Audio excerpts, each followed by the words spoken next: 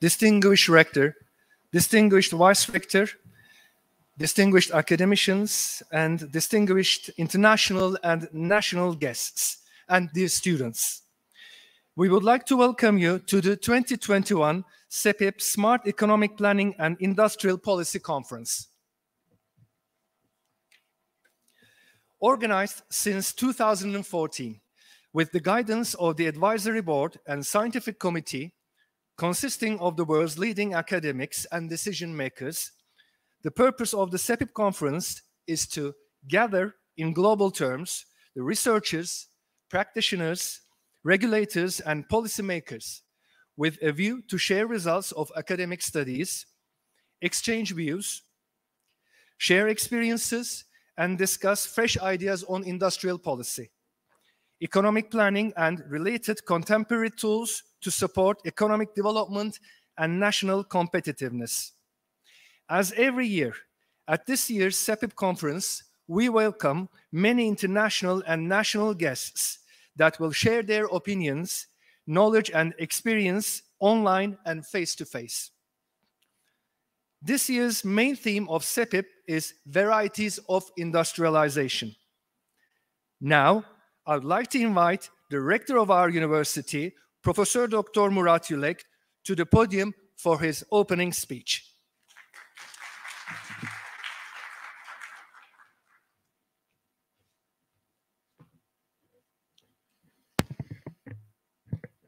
Ladies and gentlemen, welcome to the new SEPIP 2021. This time it's an hybrid organization. Thanks to God that now we have a, let's say, release from COVID. I welcome you all, and at the same time I welcome all the listeners, audience that are online for the time being. As Selim Bey has said, our topic this year is varieties of industrialization. That means we are trying to understand and debate if there is only one kind of industrialization or there are different kinds of industrialization. Is it geography dependent? Is it time dependent? So these kind of questions will be discussed in the next 3 days. Today we will have the opening speech by Mahathir Mohamad, who is the developmental leader of Malaysia in the last 30-40 years. And then if he has not cancelled his speech, Mr. Seydi Keita, His Excellency Keita, who is the Minister of Commerce of Gambia and my dear friend, he will be speaking in the inauguration. And then we will have a number of keynote speeches as well as panels discussing industrialization in Africa, the current status, industrialization in Asia, and different policies, industrial policies that are efficient, that are not efficient. So I do not want to take more of your time. I welcome you to this 5th SEPIP conference. And I hope that in the next years we will continue SEPIP as planned. Just one more thing is this year we are co-organizing this event with Yamaguchi University of Japan. You may know that Yamaguchi is a small town in Japan, which was, let's say, the architect of Meiji Restoration in the 19th century. The Meiji Restoration was designed and implemented by a number of bureaucrats, academics from Yamaguchi town. So it's a small town, but a very important town in history of development. So we are very honored to have Yamaguchi University co-hosting this event with us this year. And you will listen from Professor Akemik in a few minutes. And he is our conference host from Yamaguchi. And probably next year, as we have been planning before, SEPIP might be organized or co-organized together with Universidad San Martin of Argentina, Buenos Aires, Argentina. And this internationalization of SEPIP will continue. And the last point is, We have, as you know, two compacts in this conference, which are, the first one is, let's say, academic compact. So there will be a number of papers submitted, academic papers. These papers are eligible to be published in Industrial Policy, our journal, which has been launched this year. So I welcome all academics here who have or have not presented papers in SEPIP to submit their papers to Industrial Policy Journal. And the second one is the Professional Compact. So we'll have developmental leaders or industrialists or non-academics talking us about policy aspects of the topic. So as usual, we are combining professional and academic compacts together in this SEPIP. Thank you very much, and I hope that this is going to be a good feast of thought for all of us in the next 3 days. And I welcome also our guests coming from abroad, from different countries. And again, I hope for a good feast of food for thought. Thank you very much.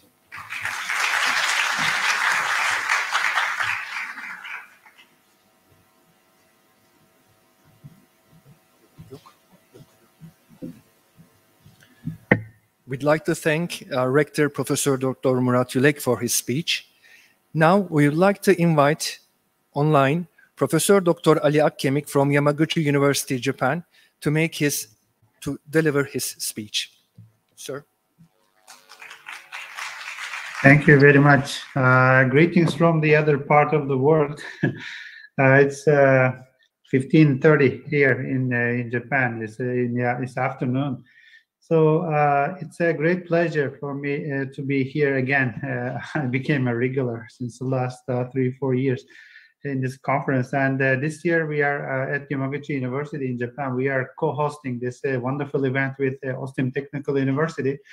Thank you very much for considering us as a co-host this year. We really hope to extend our cooperation in the future, and probably we will have much more from Asia from now on.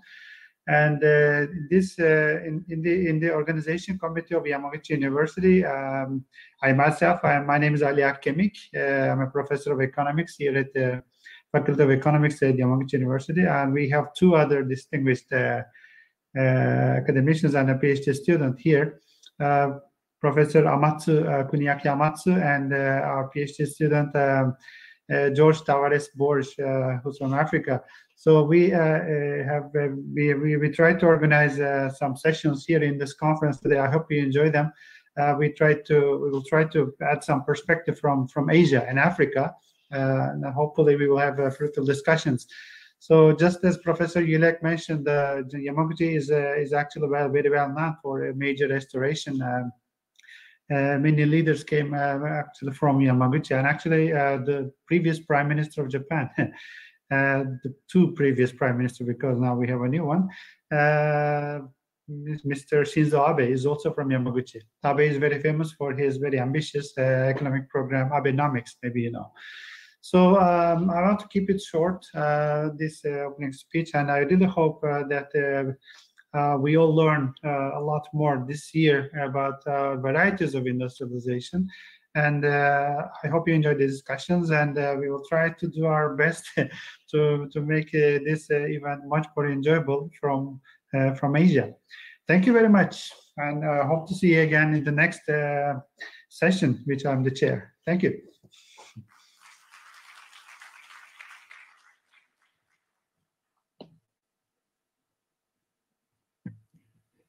We'd like to thank Professor Dr. Ali Akkemik from Yamaguchi University from Japan. Now, we are, due to his prior engagements being on a trip, we are going to watch the recorded message of the former Prime Minister of Malaysia, His Excellency Dr. Mahathir bin Mohamad, to deliver his speech. Professor Dr. Murat Yülek, Rector, OSTİM Technical University, Turkey. Mr. Orhan Aydin, Chairman, OSTİM Technical University. His Excellency Sidi Keita, Minister of Trade industry, regional integration and employment, honorable guests, speakers, and ladies and gentlemen. Firstly, I would like to thank the organizers, OSTİM Technical University in Ankara, for inviting me to deliver the opening speech for this conference. It is indeed an honor to be part of these very distinguished and eminent speakers and participants. I hope to do justice to this honor. It would have indeed been a pleasure if I could be present physically and have the privilege to meet and interact with everyone present personally. I am sure it would have been an enriching experience. Nevertheless, we make the best of things under any circumstance. Given the restrictions and limitations caused by the pandemic, we meet under the new normal. With borders reopening and traveling is allowed, I am optimistic that it will not be too long from now that we would be able to revert to some semblance of normalcy, or the old normal, if you prefer. Ladies and gentlemen, while there are economic and development blueprints and theories that could guide us in charting the direction of our nations, ultimately, the leaders and planners of each nation would have to adopt and adapt them to suit the needs of their people and country. Each nation is unique in its experience, and their history and backgrounds determine and influence the strategies and approaches that their leaders decide to chart. In the case of Malaysia, as I'm sure most of you would know, upon independence, we were an agrarian entity apart from being a leading exporter of raw materials, specifically tin. We were greatly influenced by the colonial legacy, meaning that we continue to export rubber and tin as raw materials, and only as raw material with no added value. And our post-independence market was also predetermined by the colonial masters, apart from the fact that the controlling stakes in plantations and tin mining were still in the hands of foreigners. A large segment of the local community continued to serve these foreign entities, with most of their agricultural ventures confined to small holdings limited to their personal needs. While it was adequate to our needs, and at that time, as a newly independent nation, our leaders soon realized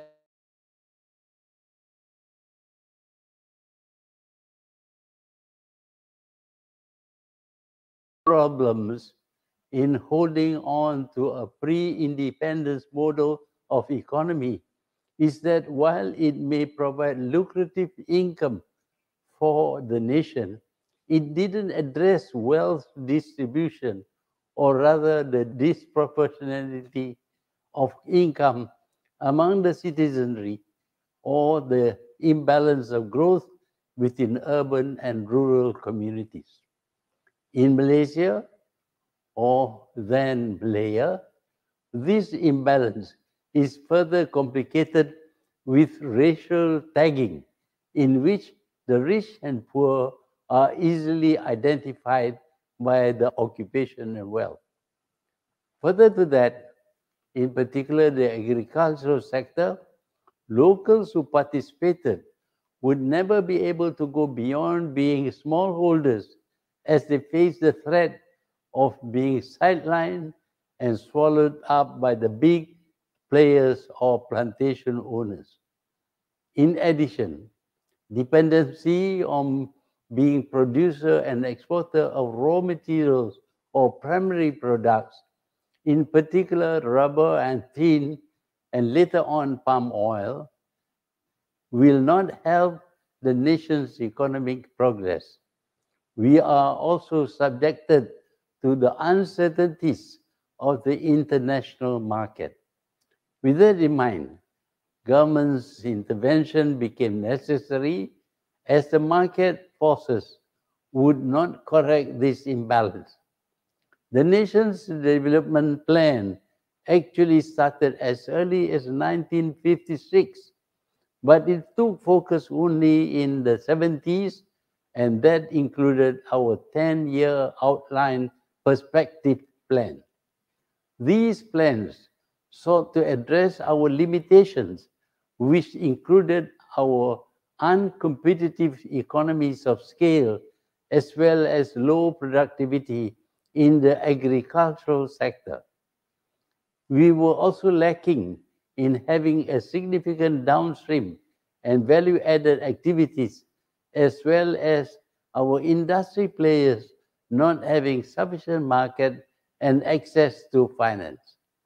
We then embarked on a vigorous program of institution building, create ecosystem by establishing specialized research institutions, a university focused on agriculture, and introducing a competitive farming plantation scheme known as the Federal Land Development Authority, or FELDA.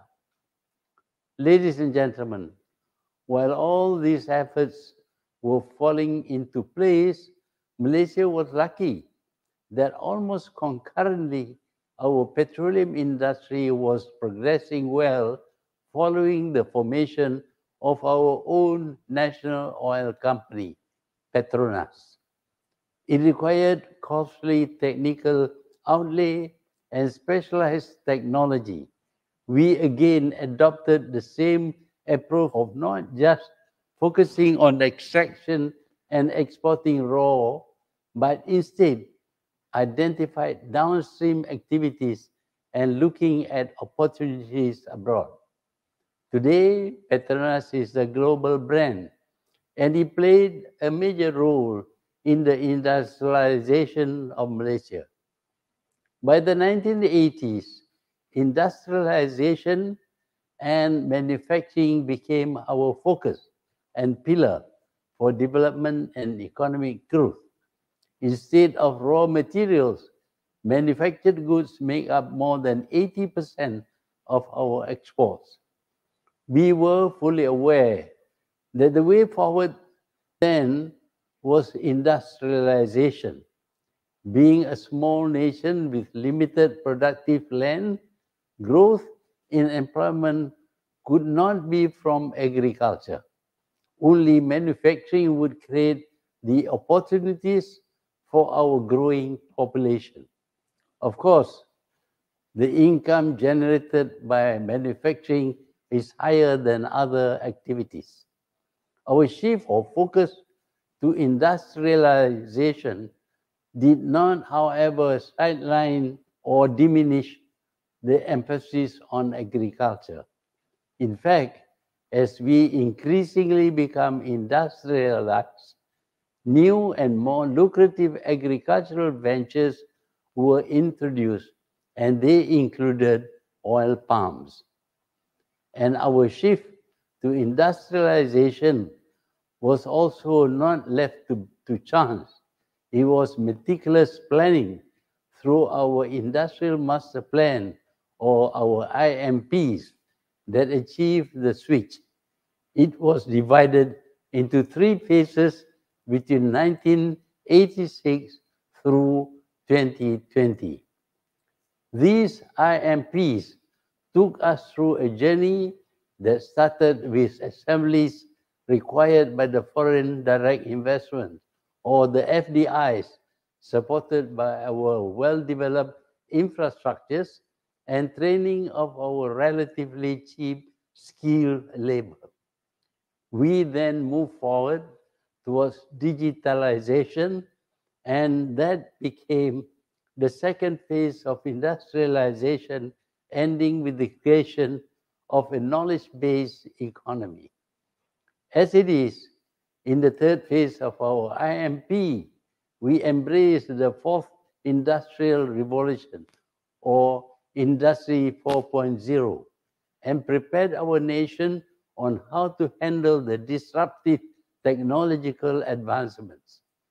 We launched Malaysia's blueprint, our national policy on Industry 4.0, in late 2018, and it envisioned Malaysia as a strategic partner for smart manufacturing, a primary destination for high technology industries, and a total solutions provider for the manufacturing sector in the region. As I had said, Industry 4.0 heralded the next phase of evolution in the manufacturing sector. At this point, I would also like to point out that Malaysia had placed emphasis on shifting its development strategy from being agrarian to industrialization. Current developments have shown that agricultural ventures that adopted advanced technologies are capable of contributing to national growth much more than before. We have witnessed how modern agricultural system is highly productive and capable of exceptional yield within small spaces. It has also proven to be sustainable and environmentally conducive. To my mind, modern agricultural policies should now be an important contributor to a nation's development strategy. Ladies and gentlemen, I have laid out the various phases of Malaysia's development, but I had not touched on a key factor in making sure these strategies are successful. Obviously, none of these strategies can take place unless we have developed capable manpower to get them going. Malaysia invested a lot in the human development, and apart from the traditional academic pursuits, we place a lot of emphasis on technical and vocational trainings for our people. Such policies, which were introduced in the 1970s, are still pursued until today, with only its emphasis changed to suit with the new technologies around us. One of our current emphasis now is on TVET, or Technical and Vocational Education and Training, which again is preparing our youth in particular in meeting the expectations of industries facing the full impact of Industry 4.0.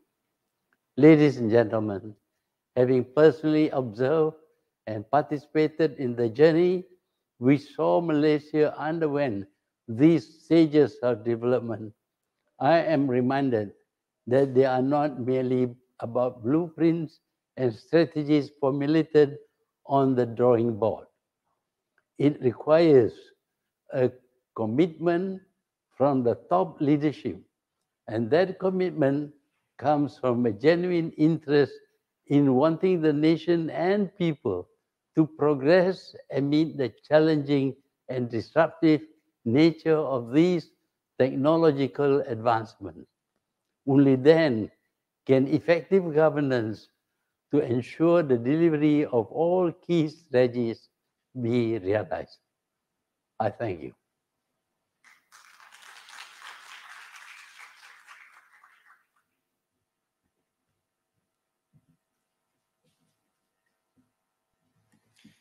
We'd like to thank His Excellency Dr. Mahathir bin Mohamad for his speech. The Minister of Trade, Industry, Regional Integration and Employment of Gambia, His Excellency Seydou Keita, due to his urgent trip, will be sending us his recorded message within today, hopefully, and we shall be sharing it on our screen upon receiving his message. Now, we'd like to start our panel session the industrial development and industrial policies in Asia. I would like to introduce our guests. Our moderator is going to be Professor Dr. Ali Akkemik from Yamaguchi University from Japan. Our speakers are as follows: Professor Dr. Woo Min Kwong from National University of Singapore, Professor Dr. Mustafa Erdoğdu from Marmara University from Turkey, and Professor Dr. Kuniaki Amatsu from Yamaguchi University from Japan. Sir, Professor Dr. Ali Akkemik, the floor is yours, sir. Thank you very much and welcome back. We have three distinguished speakers today in this panel session, Industrial Development and Industrial Policies in East Asia. Accidentally, this is the title of a recent book I have published. So Professor Woo Min Kwong is from National University of Singapore. And the second speaker, Professor Mustafa Erdoğdu, is at Marmara University in Turkey. And finally, we have Professor Kuniaki Amatsu, my fellow colleague from Yamaguchi University. Without much further ado, I would like to give the floor to Professor Woo Min Kwong. Professor Woo, please go ahead. Thank you. Thank you so much for your introduction. I am delighted to attend the conference today, which is very important and very meaningful. So based on my research on industrial policy in Asia, we have many things to discuss, but within a very short time today, I just want to actually start with something very basic and but very important for all of us to know. So before we actually embark on industrial policy, we have to understand where you now. Quite important. So so for example, for Turkey, we just have a quick look at the Turkey situation. For example, we know the catch-up pace of Turkey in the past 10 years, it's quite robust, fairly good.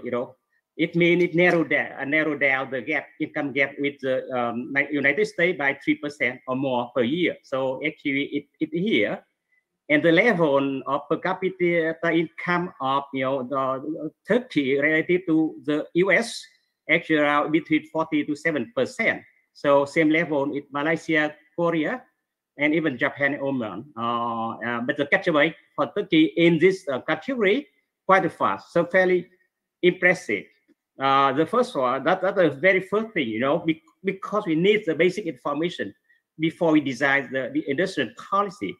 The second one, actually, look deeper into history and to see, for example, Turkey, where is now compared to Asian peers like Hong Kong, South Korea.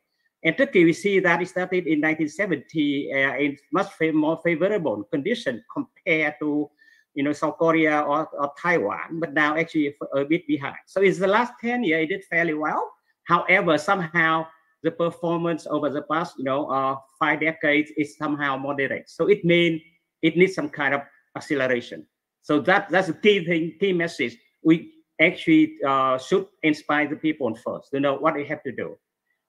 And we also decompose the sources of growth, of actually productivity growth. So we have a quick look at a country like Turkey here. You can see the contribution of capital, information, IT capital, non-IT capital, and total factor productivity to Turkey productivity growth. And we just actually quickly realize that actually the low level of information technology contribution to Turkey compared to other countries. So that's actually something we should capture, because we now actually try to promote growth in the digital age. And here I would like to offer 3 very broad but very important framework for policy maker to think about how to promote, how to design industrial policy. So when we try to talk to people around the world who come to Asia to learn about Asian miracles, economic miracles from Japan to South Korea, Taiwan, Singapore. So I just come up with a very simple acronym, ASEAN. So actually, all these successful countries share the same framework, ASEAN. First, the leader have strong aspiration. No aspiration, no catch-up, to be honest, So definitely we have to have a burning aspiration. However, aspiration is not exact. It may fall into, some, mistake or whatever. So strategy is quite important. So how actually we leverage the strength of the country from comparative advantage to location, strategic location, whatever, and also turn your vulnerability to your strength. For example, in Singapore, very small, so turn it into strength that it actually they totally embrace globalization, or try to change as much as possible, as quickly as possible. So strategy is important issue. But the third one, institution building.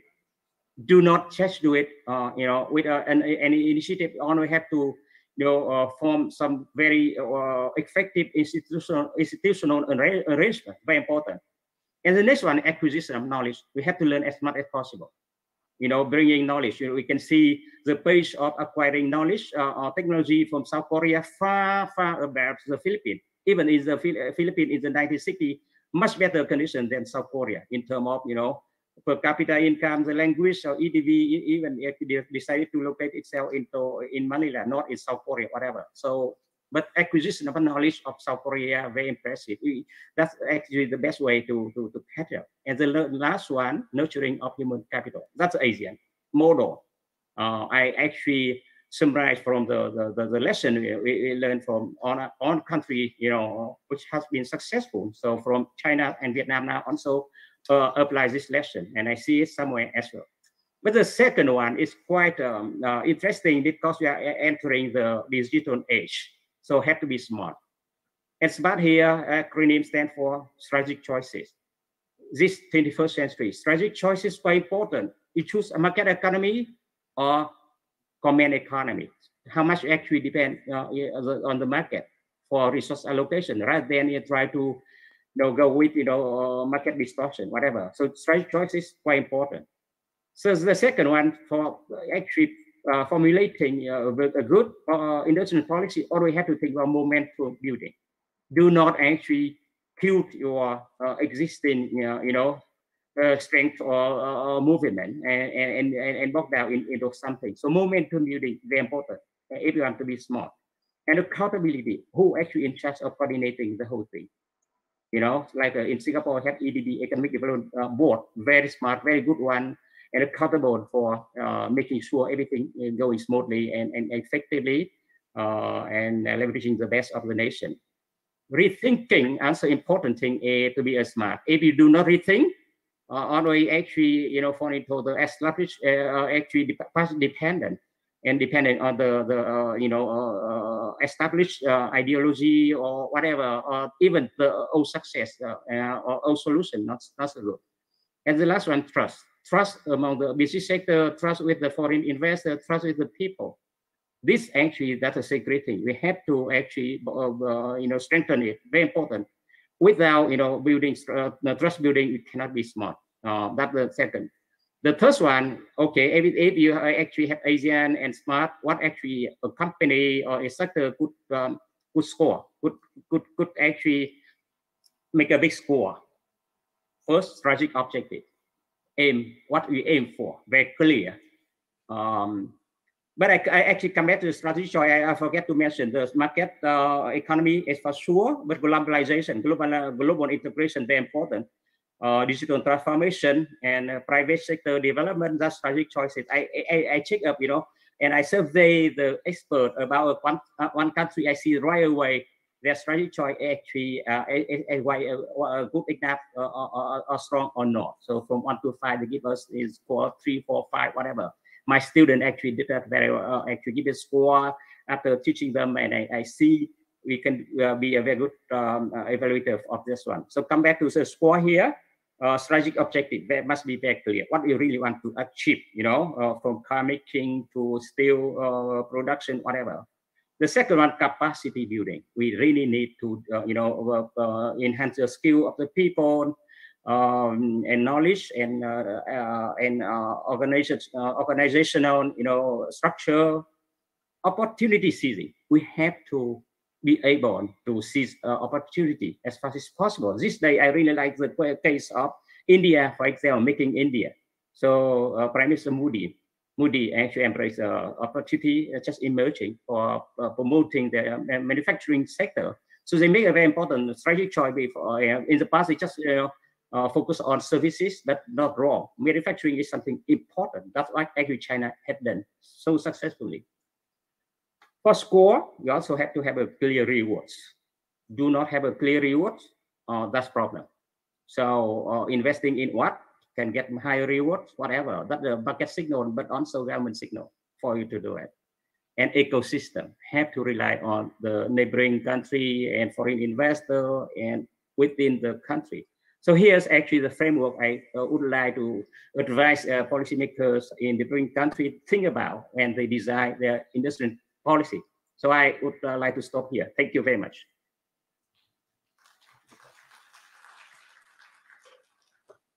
Thank you, Professor Wu, for this very concise and nice presentation.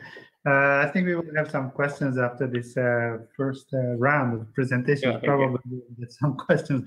I didn't like these abbreviations that you presented today. It's smart and score. Thank you.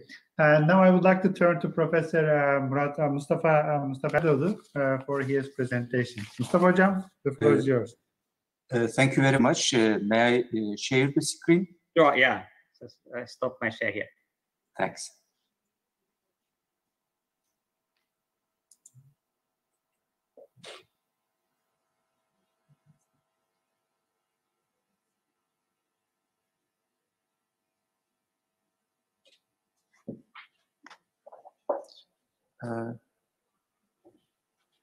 Mustafa Hocam, how I can share from my computer? Just the share. We can see the share. A file I will take, but share screens, right? You can see share search screen, the green one. The yes, I clicked that one, and you can see your documents somewhere. Yeah. Unfortunately, I couldn't see it. Just a second, maybe here. Okay, good. I can see it. Thank you.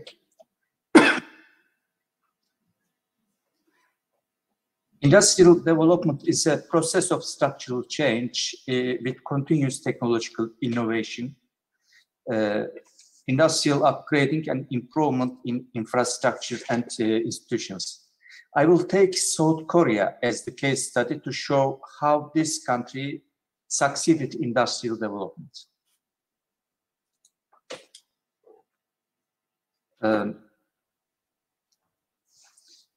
In the years following World War II, economies in all areas of the world has been governed by state-centered regulatory regimes. In the final decades of the 20th century, countries have shifted away from industrial capitalism to neoliberalism.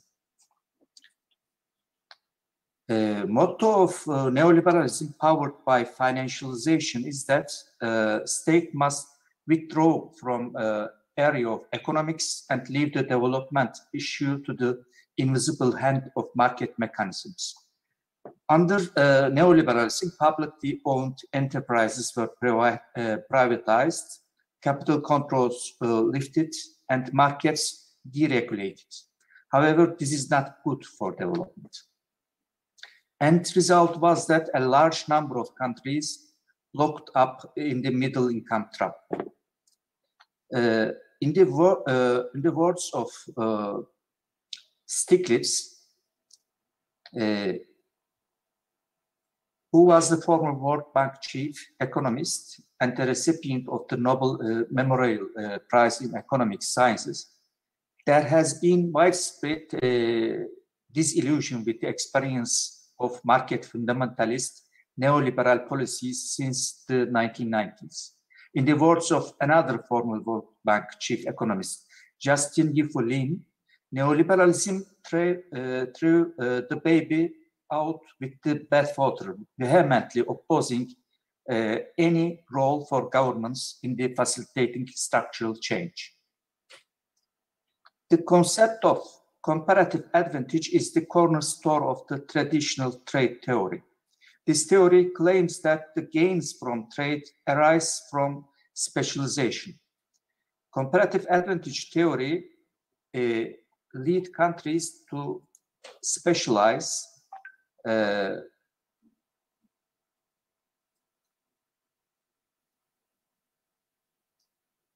exporting primary goods and raw materials that trap countries in low-wage economies. Without new industries, countries cannot achieve robust economic growth and escape the middle-income trap. In other words, ignoring creation of new comparative advantages may fail to produce sustained economic growth. Rapid economic development is associated first and foremost with the expansion of industrial activities. Therefore, it is essential for the government of a middle-income country to prioritize the use of its limited resources to facilitate technological innovation and industrial upgrading. This is done by industrial policy. As Roderick identifies, industrial policy is appropriately conceived as a process whereby the state and the private sector jointly arrive at diagnosis about the sources of blockade in new economic activities and propose solutions to them. Government should identify industries of latent comparative advantages and then provide incentives for the first movers to overcome coordinating failures in improving infrastructure and institutions to turn them into the nation's comparative advantages. Now, let's look at our case study.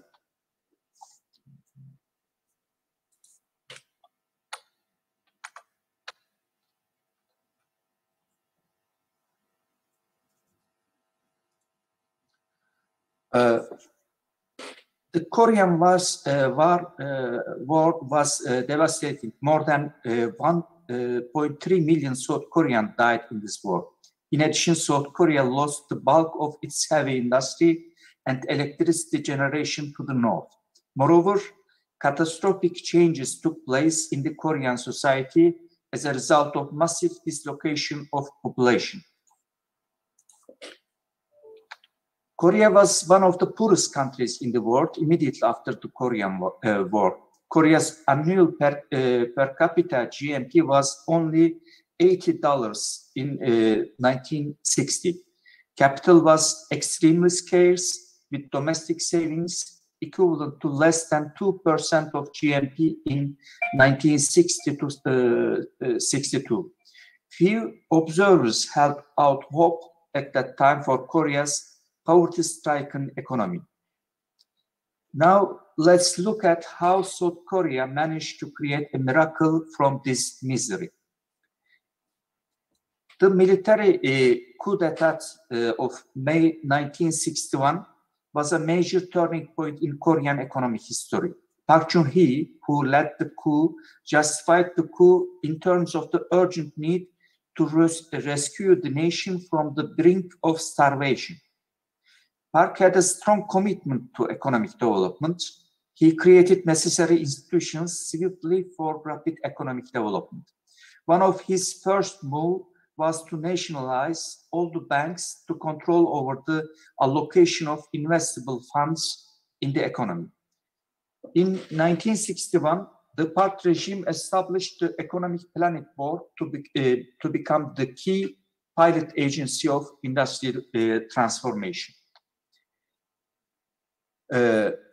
Through a series of 5-year economic plans, the state guided Korean companies to invest in sectors considered strategic for the national economic development.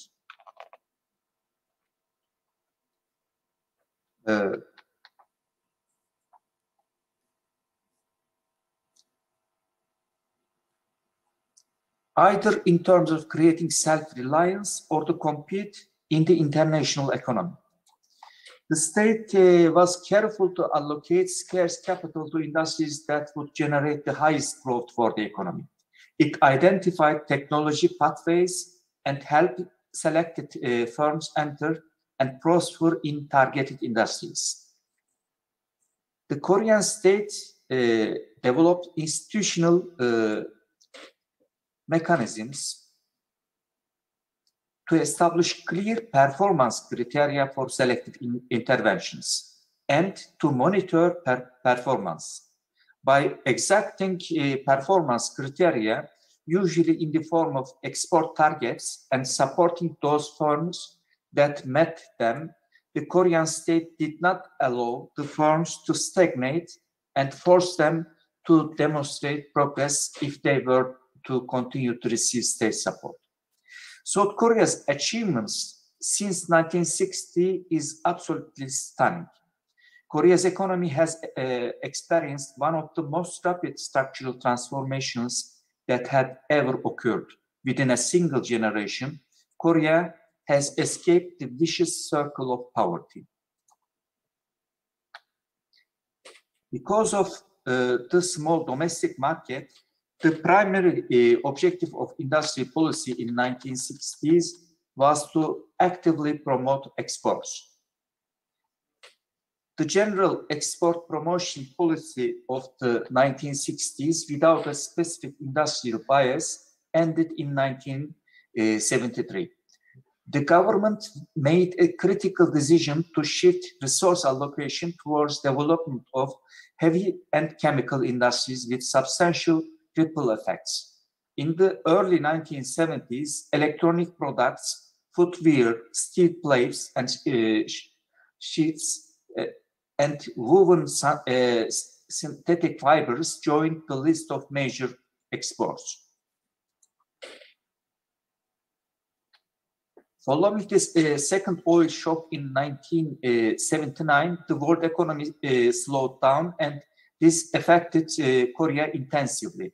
The response of the state was implementation of industry rationalization to cure the existing problems generated by the 1970s unbalanced growth policy and market liberalization. By the late 1980s, a powerful coalition of interests inside and outside Korea supported the radical liberalization of Korea's economy. In the decade preceding the East Asian crisis, this coalition greatly weakened the Korean developmental state's control over crucial dimensions of domestic and cross-border economic activity.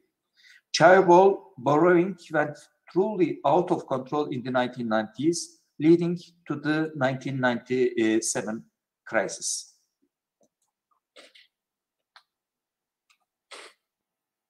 The radical restructuring and the reorganization of the state on more neoliberal lines after the 1997 crisis has considerably eroded the Korean state's ability to guide the investment decisions of private companies. Major export items in this period were semiconductor, computer, automobile, petroleum products, ships. Korea is now one of the world's wealthiest nations. It has an export-oriented economy, and its exports account for more than 50% of GDP. Currently, Korea is among the world's most competitive suppliers of many skill and technology-intensive products and competes with advanced economies in a wide range of industrial products. You can see at the table changes of Korea's trade volume changes. Korea's 59% of total export consists machinery and transport equipment. Now, let's shortly look at giants of Korea. POSCO was the world's largest steel manufacturing company in 2015.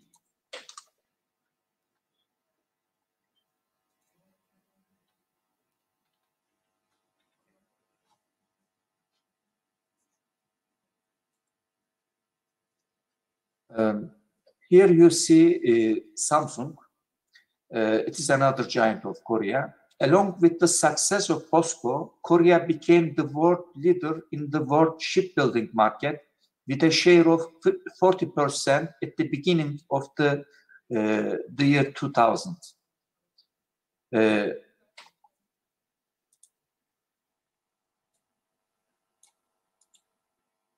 Hyundai is another giant of Korea, which is mainly focused on transportation equipment. South Korea has become the world's 5th largest automobile manufacturer after China, US, Japan, and Germany.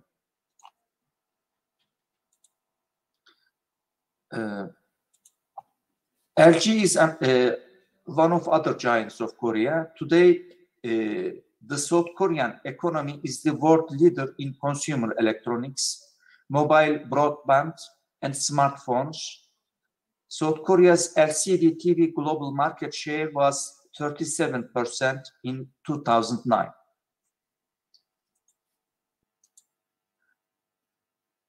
Korea now ranks #1 in the world in the 2015 Bloomberg Innovation Index.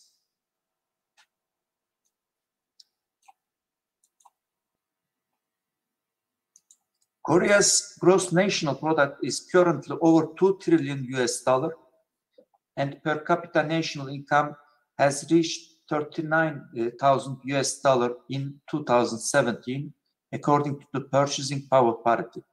South Korea now enjoys being one of the most advanced countries in the world.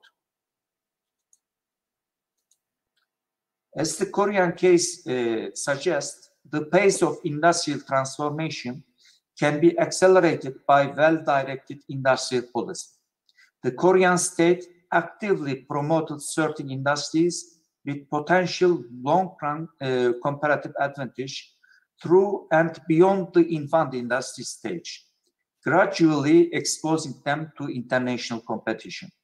In this environment, lumpy and long-term investment projects were undertaken, which would probably not have been undertaken in an economy with free trade and capital movements. As a result of having a developmental state, Korea avoided the pitfalls that beset many other countries pursuing a technologically advanced industrial development. By effectively applying performance criteria, it forced private sector companies to become internationally competitive in a relatively short period of time. Thank you for listening with patience. Mr. Erdoğan, thank you very much for your presentation. This is the West Asian view of industrial development in East Asia. Thank you very much. And our final presentation is by Professor Kuniaki Amatsu at Yamaguchi University. Amatsu Sensei, the floor is yours. Thank you very much. And Dr. Murati, thank you very much for organizing this. I'd like to say congratulations for successfully organization of this event in spite of this severe situation of COVID-19. And Professor Ali, thank you very much for a good chair. And let me share my PowerPoint.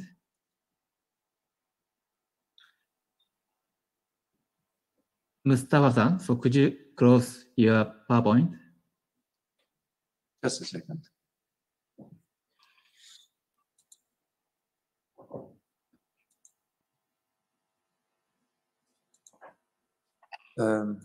Sorry.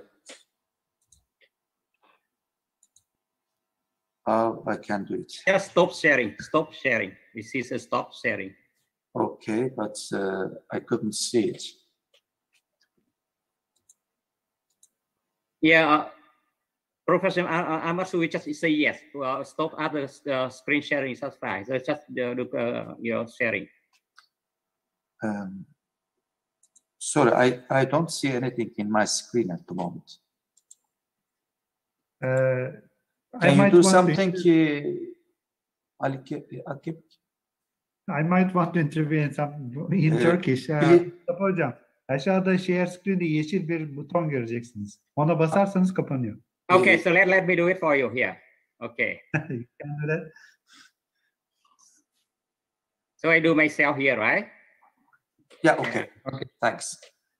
So now it's just myself, but I stop it for actually Amasu to do it. Yeah. So.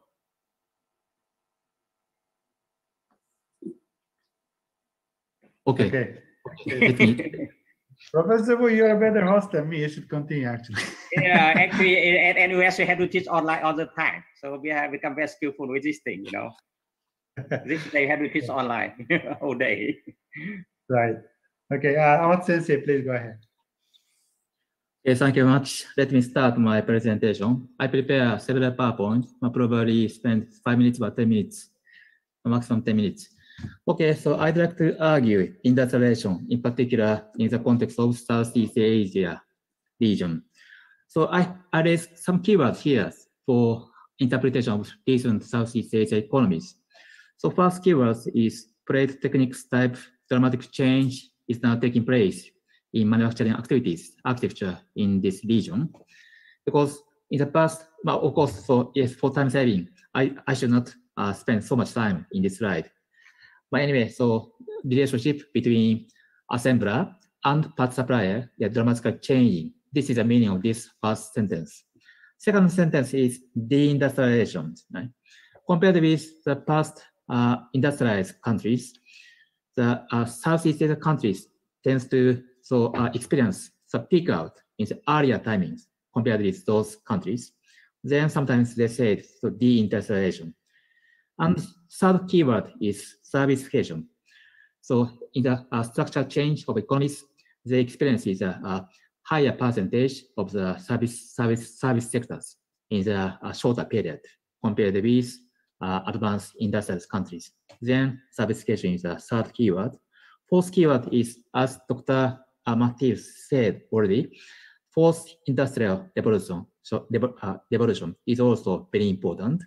This fourth industrial revolution accelerates these three keywords dynamism in the region. But sometimes, some people said we may change our mindset for industrial development or economic development. But so I emphasize here, but still Southeast Asia economies requires economic growth because those countries already booming concern emphasize. Some of them are suffering from middle income trap. They need to escape from middle income country trap, and also they need to catch the global value chain for upgrading the industrialization. And also those countries need to still address some social issues, including the urbanization led by mega cities, and so increase in more inequalities, and also aging societies. Aging society is very important, critical in recent Japan, but so Korea, South Korea, and China is soon, and also Southeast Asia. So majority of them is now facing into the aging society, not age, but the aging society. And also, as a recent pandemics of COVID-19, they need to address unexpected disturbance. In these situations, so they need growth and they need manufacturing and industrialization. Still, that's a very important issues. And so this is a per capita GDP, PPP based, purchasing power parity based. But some people argue to overcome these challenges, IT and digitalization is key. But in the circumstance of deindustrialization and servicification, and some people said alternative paths of industrialization should be explored. This is also very important argument. But I'm very slightly skeptical if those forces like deindustrialization and servicification or digitalization or IT can become powerful enough for addressing these issues. That's my point. Definitely, so I think the industrialization is very important still. And in this context of industrialization, industrial upgrading is also very key. But the next question is, so which direction so industrial upgrading should be so going? So I assume simply saying three patterns of industrial upgrading. First pattern is so new technology or advanced technology should be installed in each stage of so global value this value chain, because this value chain consists of the several stages of production, from the concept of conceptualization and research and development to design, prototype, parts, assembly, sales, after services. But in each part, if necessary, so they may need to install or replace more advanced technology or equipment. This is the first type. Second type of industrial upgrading is so shifting upward of value chain. So by introducing the new products or higher value-added products. This is the second pattern. For example, in the past years, so some countries just assemble the low-cost vehicles, but the next stage they may start to manufacturing more high value-added vehicle and so on. Third pattern of industrialization is so based on the existing value chain, so they can expand their production area to the rightward and leftward. It means more higher value-added stages. These pattern can be considered for industrial upgrading.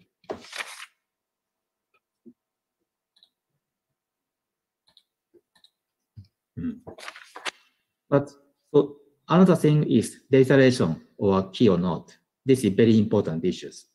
So fourth industrial revolution is now coming, and for digitalization and IT or automation can become good important for intervention. But so one assumption is this movement of digitalization may be still limited to the service sector, not manufacturing sector. This is one important assumption or observation. In that sense, does industrial upgrading really come to Southeast Asia recent years or not? This is also very important, because from the viewpoint of manufacturers, so whether or not they make an investment in this industrial upgrading is up to the balance between the scales. So if they consider the benefits exceed the cost, they may upgrade, they may invest for industrial upgrading in the current countries. But if they consider the benefit of industrial upgrading investment, so will not exceed the cost, they may move out their investment from Southeast Asia to other countries for seeking cheaper labors. This is one possibility. In the COVID-19 situation in the recent years, so this COVID-19 situation would affect several directions. First, because of the COVID-19, so production volume in this region is likely to be decreasing in the short terms. This decrease in production volume would affect for two directions. First one is a decrease in production direction would affect hesitation of new investment for industrial upgrading amongst the manufacturers. In that sense, so digitalization in the manufacturing sector or new innovation or new technology installed in manufacturing sector is still not coming to Southeast Asia. This is first possible option. Second possible option is to avoid the people's density in the COVID-19 situation. Manufacturers may attempt to introduce new technology or new equipment, which this is second possible option. In that sense, so depending on the COVID-19 situation, which choice so would manufacturer choose? This is very interesting issues.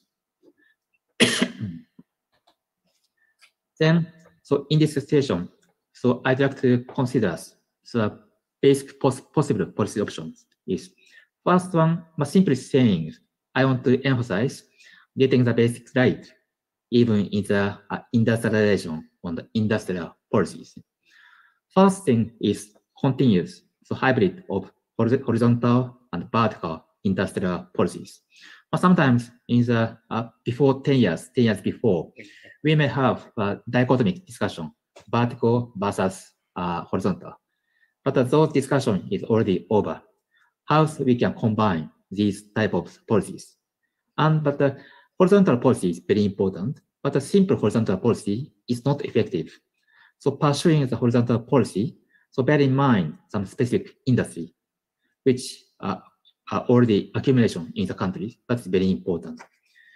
When they emphasize the vocational training or skill training, they need to imagine, or they need to bear in mind some, for example, IT or higher value added industry. Then based on that assumption, they should enhance or continuously enhance vocational training and support to research and development, for example. Second thing is enhanced dialogue between the state and business, and so vision formation based on the realities. And sometimes digitalization and deindustrialization and automation or servification may give us some illusion. But so based on that illusion, so some of state leader or Ministry of Industry may come up with their industrialization vision in the new generation.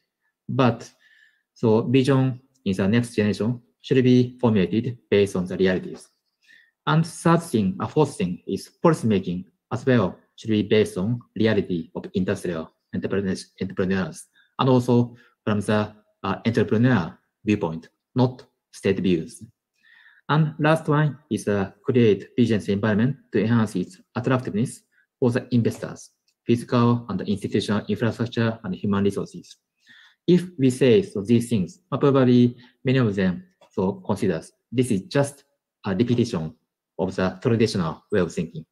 But these things should be upgraded to meet the current latest needs of industrialization and industrial upgrading.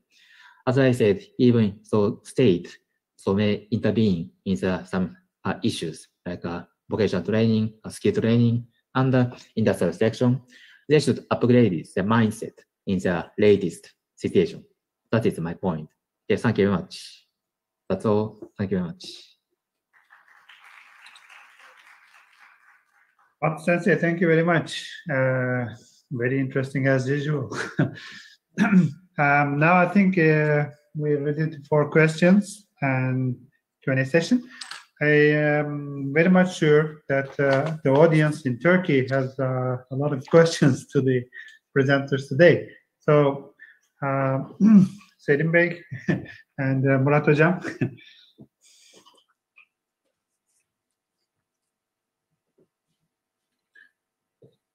Actually, I would like to also ask the viewers on YouTube, if you have any questions, please type in the chat screen so I can read and I can direct to the presenters today. If there are any questions from the floor, can we have them?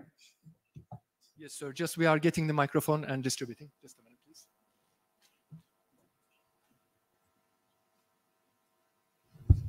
Okay.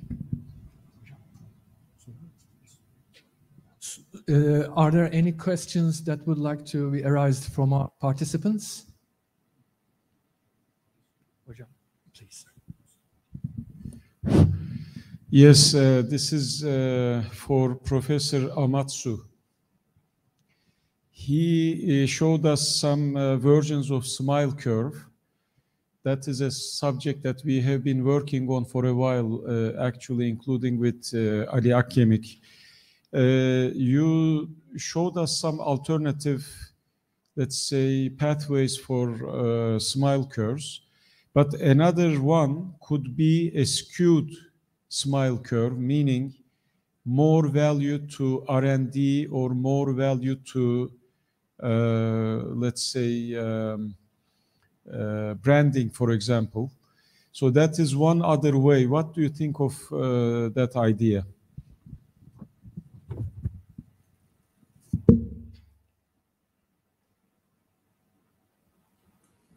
May I respond or now, or should I wait for others' question or comments? I think you can go on. Okay, thank you very much. Okay, thank you very much for your question. So this is yes. this is a third pattern option of the industrial upgrading in accordance with smile curve. But your question is about the third pattern or fourth pattern. It seems to me, so your proposed pattern is very similar to the third pattern. So based on the existing smile curve, so countries or states can expand their production area to the left side and right side both.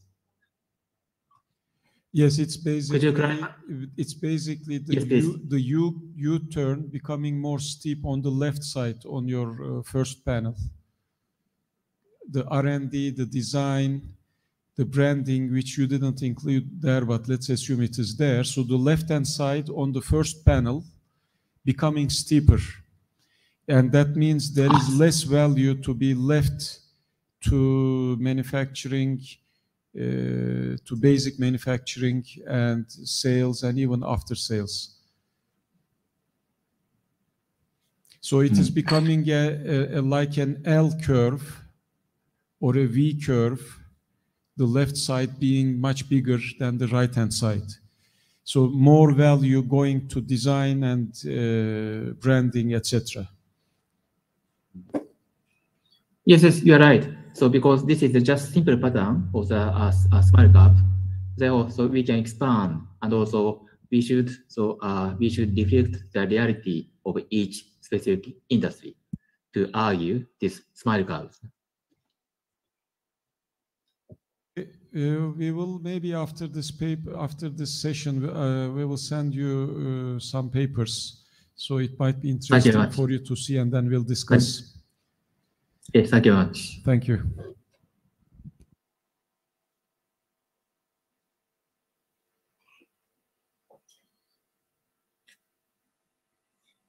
Do we have other questions from the floor?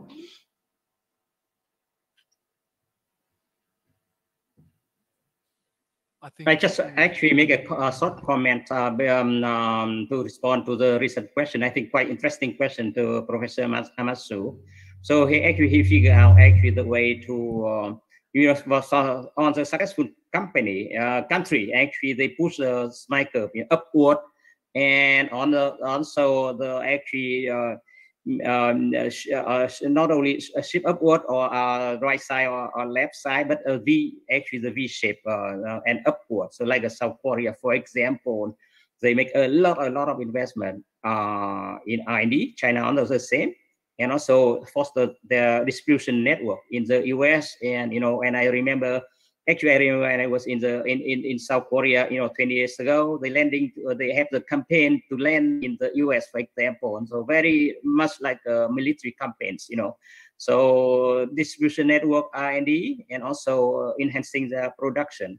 But later on, when actually they have very solid position in R&D, innovation, and distribution network, they can ship production to other countries. So they do not have to ship up the smile link up anymore, but so they can ship their production to Vietnam, to Southeast Asia, or other China, whatever. So quite interesting. So we should look at the smiling curve in a dynamic way, and definitely the successful company focus on the two wings of the smiling curve, both R&D and distribution, because to add a lot more value. But at the same time, at the early stage of development, the production is still very important. All the country have to. I agree with Professor Hamasu that actually manufacturing sector always very important. That's why I emphasize the importance of the strategic choices. So in addition to market economy, globalization, digital transformation, and private sector, we have to actually pay a lot of attention to promoting manufacturing sector. Very important. Vibrancy of this sector actually somehow determine the long-term success of a nation. Yeah. May I make one comment? Please. Thank you much. Probably we should provide opportunity to followers, but yes. So, Kwon-san, thank you very much for your comments. And also, I still remember our discussion in Singapore in your office, right? And of course, so this industrial upgrading is very important, these 3 patterns or 4 patterns. But challenge here for a late industrialization country is how so they can, or whether or not they can realize one of them or two of them intentionally as a strategies. In that sense, aspiration is important, strategic choice is important. The challenge here, so in my mind, is how or whether or not they can or can state make choices of this one intentionally. That is very important issues.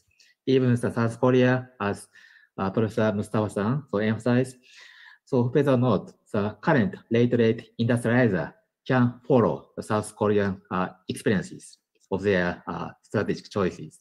That is very important because they may have some very important assumptions. So state leader should have a very clear vision. They should be very realistic, and also economic bureaucrats and economic policy planner should be realistic and should be ideology free and so on. Then, so this is very important, but not easy. How can late industrializer realize these strategic choices wisely? Very important questions. Thank you very much. Here, I think I would like to exploit my position as the chair and maybe take 1 minute to ask two questions actually to Professor Wu. So it was beautiful. I really like your categorizations and your abbreviations.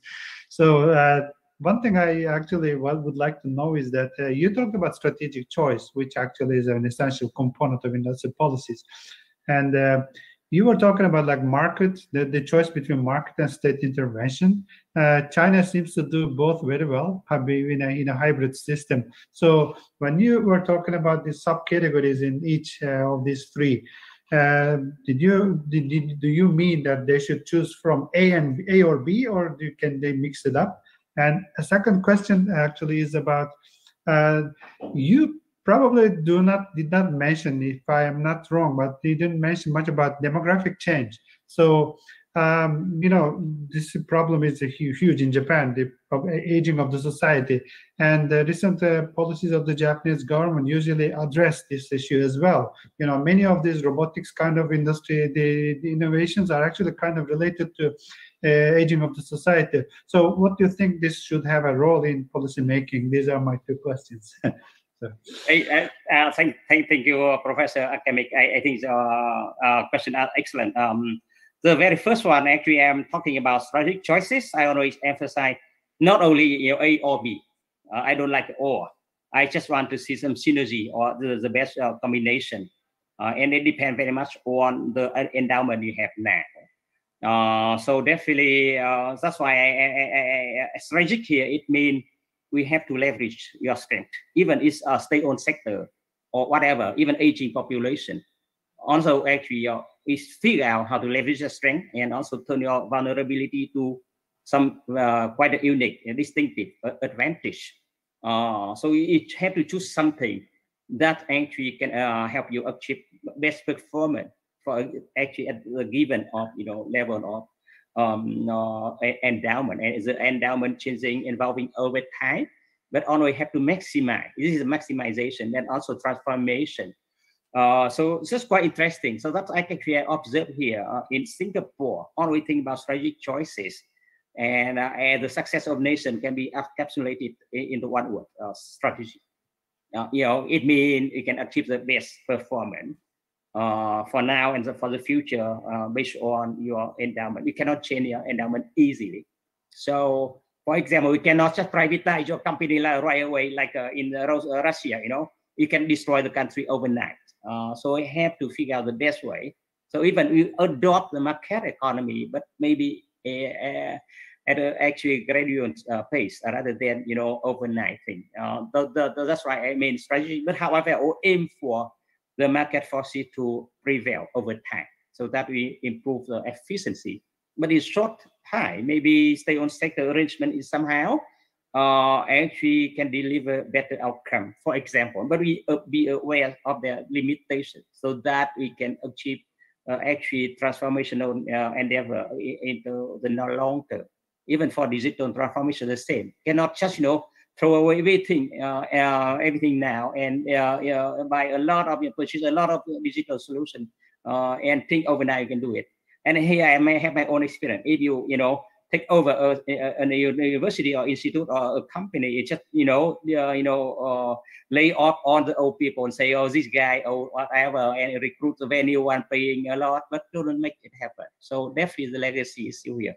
So the case of GE, for example, GE actually aggressively embrace a digital solution, whatever, profoundly transform the company, but end up with very poor outcome. Stock price declining by 10 times, terrible.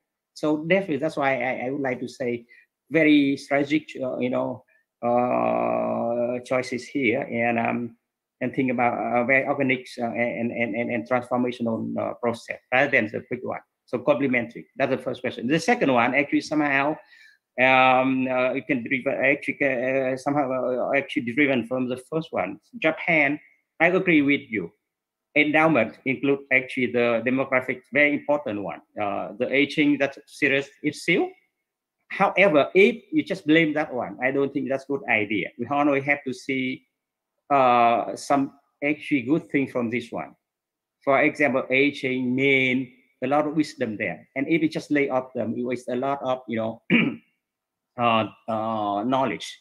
For example, I imagine that if, and here is some issue. For example, in Japan aging, how we can leverage or actually exploit the strength of Japan, because the Japanese, the old one, have a lot of experience with manufacturing many things. So this day they have to leverage the digital technology like this.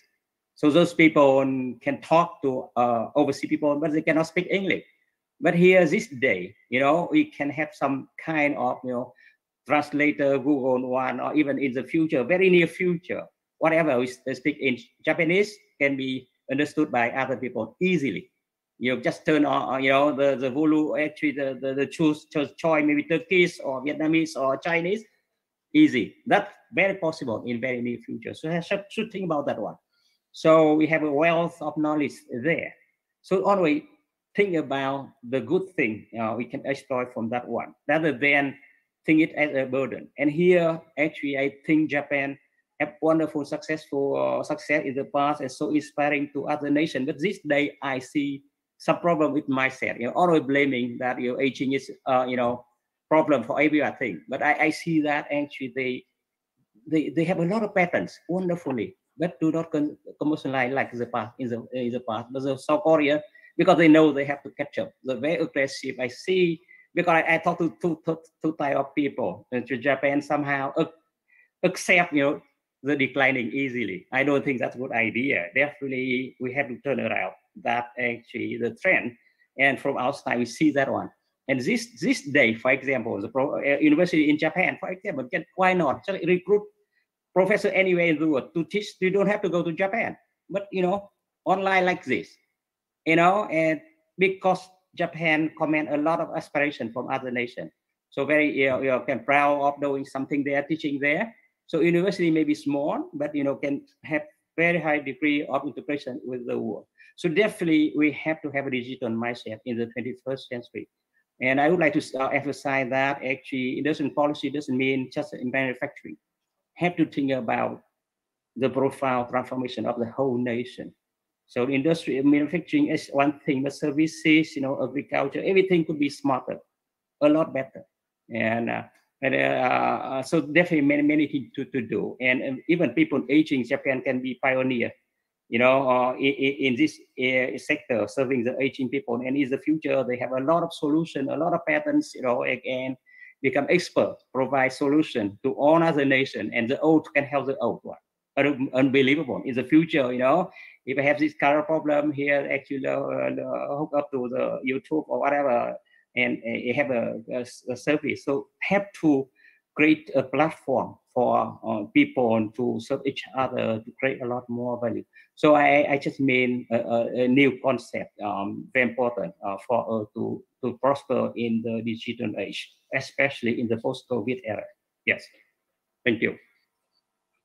Thank you very much. I hate to say that, but we have only little time left. I might ask one question from the floor in Ankara.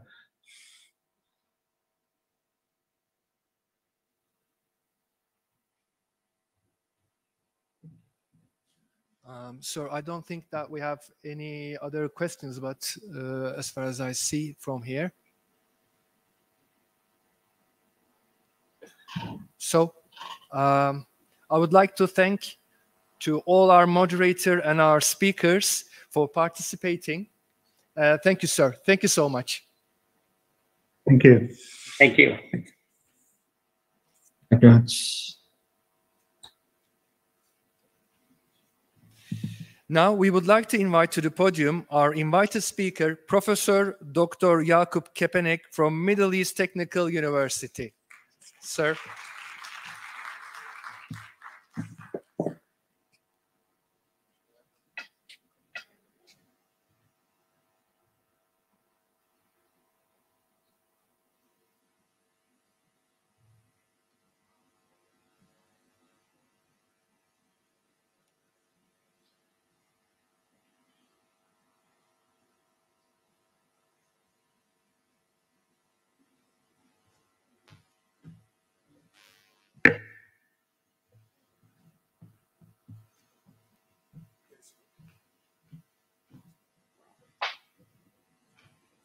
Şimdi bu böyle ilerleyemiyor mu buradan?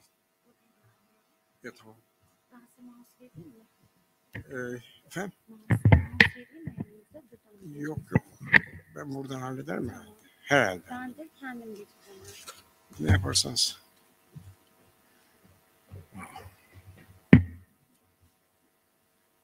Tamamdır. Yeterince pardon. Yeterince mesafe var. O nedenle ben bunu çıkarıyorum. Kusura bakmayın. Önce hepinize sevgiler ve saygılar sunuyorum. Ben buraya bu gelişim ikincisidir sanıyorum. Sanıyorum da devamını getiremiyorum.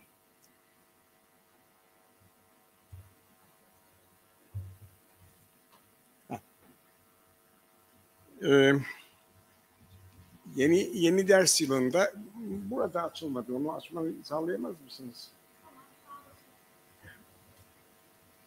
Hayır, burada. Burada okuyabilir miyim? Nasıl edeceğim işte onu söylüyorum. Çok özür dilerim. Teknik arıza oluyor böyle. Kusura bakmayın. Burada nasıl devam? Ha, şuraya basıyorum. Tamam oldu. Tamam. Teşekkür ederim. Evet. Yeni ders yılında başta rektörümüz olmak üzere hepinize saygılar sunuyorum. Başarılar diliyorum. Sonra bugün Ankara'nın başkent oluşunun 98. yıl dönümü ve bugün de özellikle sizinle birlikte olmaktan mutluyum. Çünkü Ankara demek, siz demeksiniz. Ankara demek, Cumhuriyet'in değerleri demek. Geçen yıl aynı gün buradaki buluşmamızda sizinle insanlığın gelişme doğrultusunu üretim, özgürleşme ekseninde ele aldık. Yani hocalığın verdiği sözler bunlar, ele aldık. Bugün kaldığımız yerden devam edeceğiz. Yok.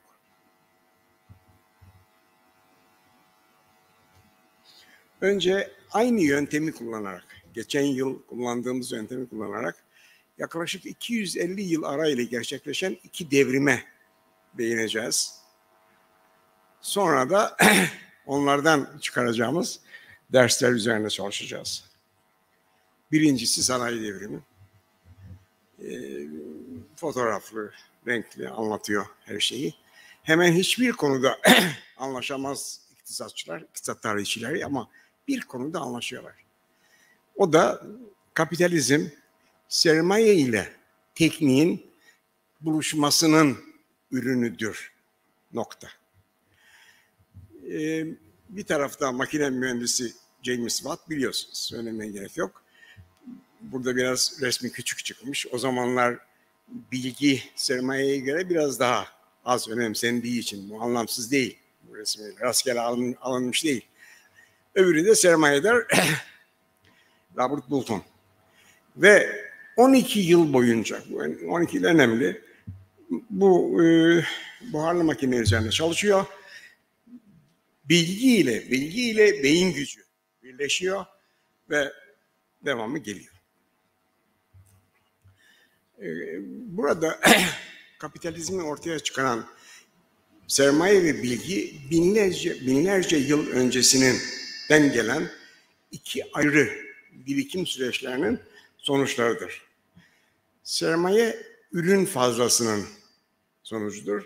Bilgi ise o tarihe kadar süre gelen bilimsel birikimin sonucudur. Buharlı makinede bu ikisi birleşiyor ve büyük bir başlangıç olarak birleşiyor.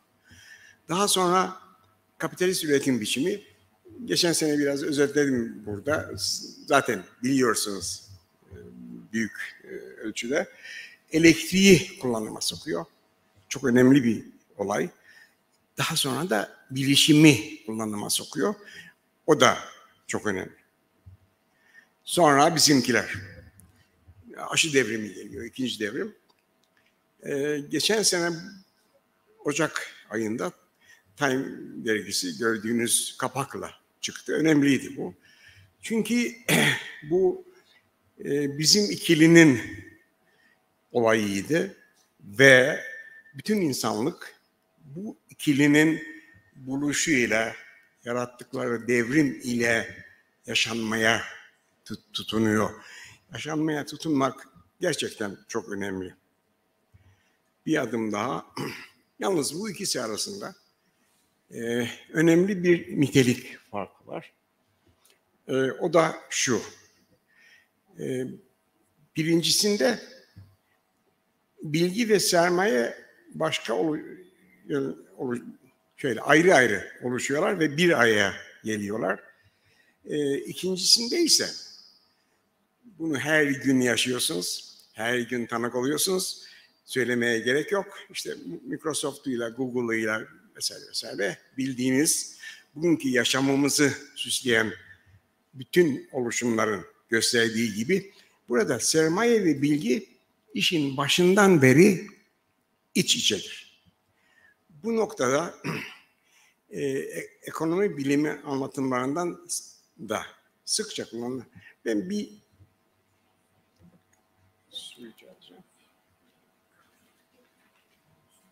ne demiş atalarımız? Kendi işini kendi gör. Şimdi burada bir anekdot, bir öykücük diyorum ben Türkçesiyle. İlginç olabilir. Biz bunu ekonomi derslerinde çok kullanırız. Biliyorsunuz. Tamam, sağ ol. Havva annemiz Adem'e elmayı uzatır. Adem elmayı ısırır ve döner. Sevgilim, büyük bir değişimin eşiğindeyiz der. Şimdi bu değişimi anlatmak için çok çarpıcı bir örnek diye size getirdim. Peki bu iki devrimi ben niye söyledim? Bundan ne çıkarabiliriz? Yani olay ne? Daha yakına gelelim. Burada her iki devrimde bireylerin yaratıcı yeteneklerinin sonuçlarıdır. Tamam, birikim var her ikisinde de ama sonuçlarıdır. Şimdi bu bilinç günümüzde şuna evriliyor, yansıyor. Hemen her toplum olabildiğince çok sayıda ve giderek tümüyle bütün bireylerinin yaratıcı yeteneklerini tam olarak ortaya çıkarmak ve bunları geliştirmek için çaba harcıyor. İşin düğümü burada. Yaratıcı yetenekleri ortaya çıkarmak ve bunların tam gelişmesini sağlamak. Böylece bunun ne çıkıyor? Sonucunu biliyorsunuz. Ekonomik ve toplumsal gelişme ve her türlü ilerleme o ölçüde, hangi ölçüde?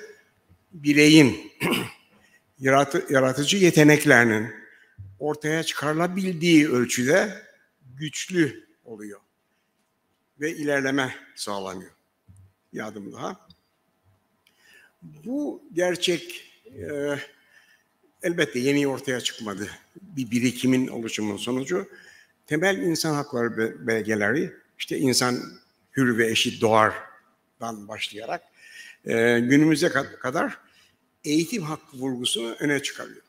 Eğitim hakkını. Neden? Bu amaçla. Ve bir adım daha ileri gidiyor. Toplumun ve onun adına hareket eden devletin bireylerin gelişmesinin önündeki ekonomik, ideolojik, toplumsal her türlü aklınıza gelen her türlü engelin kaldırılmasını özenle istiyor. Bunu siz de özenle isteyin, tavsiye ederim. Geçen yıl sizlere burada ekonomi biliminin temel sorunu olan ürün fazlası, bu bizim bilimin işi. Ürün fazlasının kaynağını bulmak. Ve oradan giderek insan yaratıcılığı konusuna değinmiştik ve demin söylediğim konuları içeren her ulusun neredeyse az veya çok güçlü, zayıf neyse bir ulusal yenilik sistemi oluşturduğunu vurgulamıştık. Ve ben üniversitemizin yönetimine, hepinize bir öneride bulunmuştum.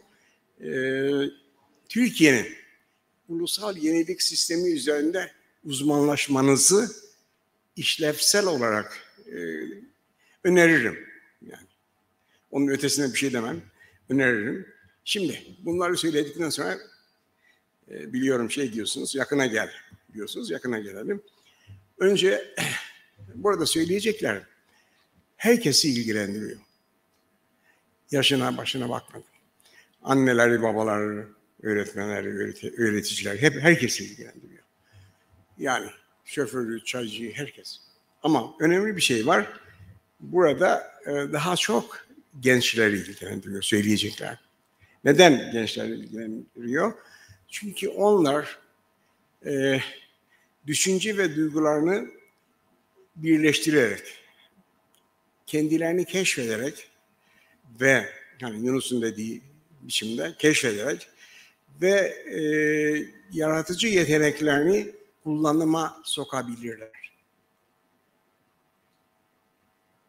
Evet, bir daha tekrar edeyim. Gençler yaratıcı yeteneklerini keşfederek, önce keşfedeceksiniz.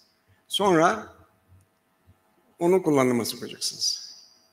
Biliyorum bu söz nereden geliyor, niye bu kadar yüzeysel diyenleriniz vardır, olabilir. Gerçekçiliğini sorgulayanlarınız olabilir. O da güzel bir şey. Sorgulayın ve birlikte düşünelim. Şimdi bundan eğer siz kendi yaratıcı yeteneğinizi keşfederseniz sonrası kendiliğinden geliyor, onun izinden gittiğiniz ölçüde. Israr edeceksiniz, kararlı olacaksınız, geleceğim biraz sonra ve gideceksiniz. Şimdi nasıl gideceksiniz? Bunun ben 5 ana kuralını size özetleyeceğim. Birincisi şu, yaratıcılık alanınız ne olursa olsun. Bakın hep kullandığım bir şey var. Türkiye'de en büyük şairler Ankara'nın eski işte Siyasal Bilgiler Fakültesinden mezun olmuşlardır. Yani bunu şunun için söylüyorum. Eğitimin yapısı, düzeni vesaire yaratıcılığın ortaya çıkışına katkı yapmalı, gelişmesini sağlamalı. Demek ki Mülkiye'de o zamanki adıyla ya da eski adıyla Siyasal Bilgiler Fakültesi'nde insanlar ne derler? Sanat, şiir tarafını öne çıkarıyorlarmış. Neyse. Sonra el ve beyin hemen birleştirebilirsiniz. Sonra başka şeyler yapabilirsiniz. Ama en doğruyu siz bulursunuz. Ancak siz bulursunuz. Birkaç alanda yaratıcılığınız varsa elbette bunları sıralayacaksınız. Ve bu alanla çalışmaya başlamanız ya da böyle düşünce sürecine girmeniz size inanın inanılmaz bir özgüven kazandıracak. Ve özgüven çok önemli. Şimdi, birincisini söyledim mi? Evet. İkincisi, yaratıcılık alanında ne olursa olsun, resim, müzik, işte sanat, keşif, el becerisi, aklınıza ne gelirse gelsin. Bu alandaki en son gelişmeleri bilmek zorundasınız. Çünkü o en uçtan sonrasını siz getireceksiniz. Eğer en uca kadar olan bütün gelişmeler yapıyla, tarihiyle vesaireyle bilmez iseniz iyi bir devrimci olamazsınız. Keşfedemezsiniz. Bir şey yaratamazsınız. Dolayısıyla kesinlikle çok uzun süreli belki, çok emek isteyen bir ön çalışma yaparak çalıştığınız alanın geldiği en son gelişme noktasını bulmalısınız ve o duraktan yola çıkacağınızın bilincinde olmalısınız. Bu evet. Çünkü bilim tarihi, diğer gelişmeler, bizimkiler, yani Şahin ve Türeci kanıtlıyor ki böyle bir şey ancak var olanı daha ileri taşımakla oluyor. Üçüncüsü söylemeye gerek yok. Biliyorsunuz sabır, kararlılık, ısrar. Şimdi James Watt bir daha geldi. 12 yıl çalışıyor. Oysa buhar biliniyor, kendisi mühendis vesaire vesaire, buhar gücü biliniyor vesaire. Ama 12 yıl çalışarak ancak buharlı makineyi üretebiliyor. Şimdi günümüzde bu süre 12 yıl çok kısaldı. Bazen 12 güne, bazen 12 saniyeye, belki haftaya inebiliyor. Dolayısıyla şunu demek istiyorum. Bu buluşunuza kadar süreyi iyi kullanın ve ısrarlı ve kararlı olun. Dördüncüsü, yaptığınız işi patent korumasına olmasına. Ama mutlaka paylaşımcı olun. Daha doğrusu size saklı kalmasın. Toplumsallaşmasını sağlayın. Ama keşfinizi koruyarak yapın bunu. Buna biraz sonra daha ayrıntılı değineceğim. Dördüncüsü, bulduğunuzun, yaptığınız, ürettiğinizin, diyeceksiniz ki bu çok girişimci bir anlayış ama burası girişimci üniversitesi. Dolayısıyla yaptığınız için parasal getirisini elde etmeyi bilmelisiniz. Ve bu çok önemli çünkü büyümenizin, yaptığınız iş ile büyümenizin temel kaynağı budur. Bakın,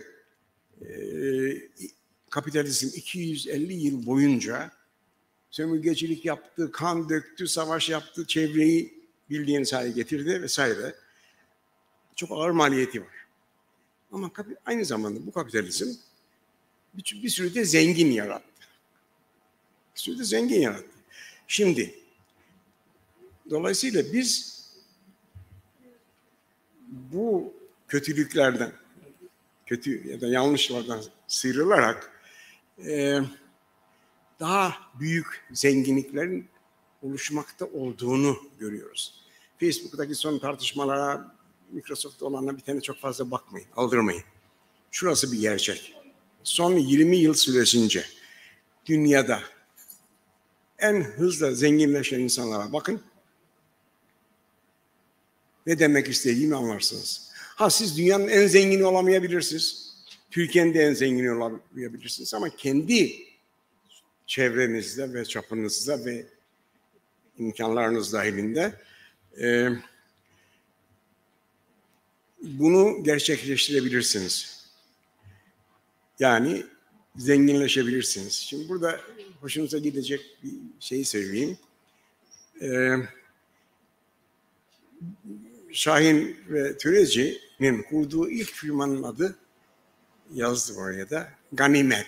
Şimdi o kadar güzel bir isim ki sadece bu isim kazandırır.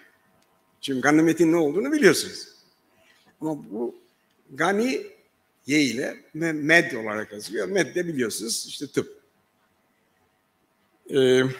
Bir adım daha geçelim. Ha bu arada şunu söyleyeyim. Türeci ve Şahin Almanya'nın 10. Türkiye'nin de 1. Yani şimdi fazla züğürtün çenesini yorar derler ama öyle değil. Türeci ve Şahin bugün Almanya'nın en zenginlerinin ilk 10'u içinde yer alıyor. Ve bu çok büyük bir olay. Şimdi sorabilirsiniz işte sonuç alabilir miyim diye. Bunu sormayın. Çünkü bu sorunun yanıtını bizim insanımız veriyor. Ve bizim kültürümüzün bu yönünü çok seviyorum. diye diyor ki, kendisi için pek kullanmıyor ama akıl başta sermaye diyor. Ya bundan daha güzel. Bu buluş, icat, neyse keşif vesaireyi anlatan ne olabilir ki? Elbette sizden işte Bolton, Şahin Türeci olmanızı istenmez ama onların kullandığı yöntemi kullanarak o yoldan giderek o anlayışı kısaca bir ölçüde size yansıtmaya çalıştığım yaklaşımı izleyerek bir şeyler yapabilirsiniz diye düşünüyorum. Şimdi burada bugünkü konuşmamın çok bireyci olduğunu biliyorum. Ama şunu da hiç unutmamak gerekiyor.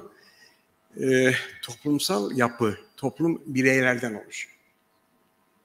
Ve bireyleriniz ne kadar gelişmişse, güçlüyse ve duygusuyla, düşüncesiyle, varlığıyla yarattığının yanında, yarattığının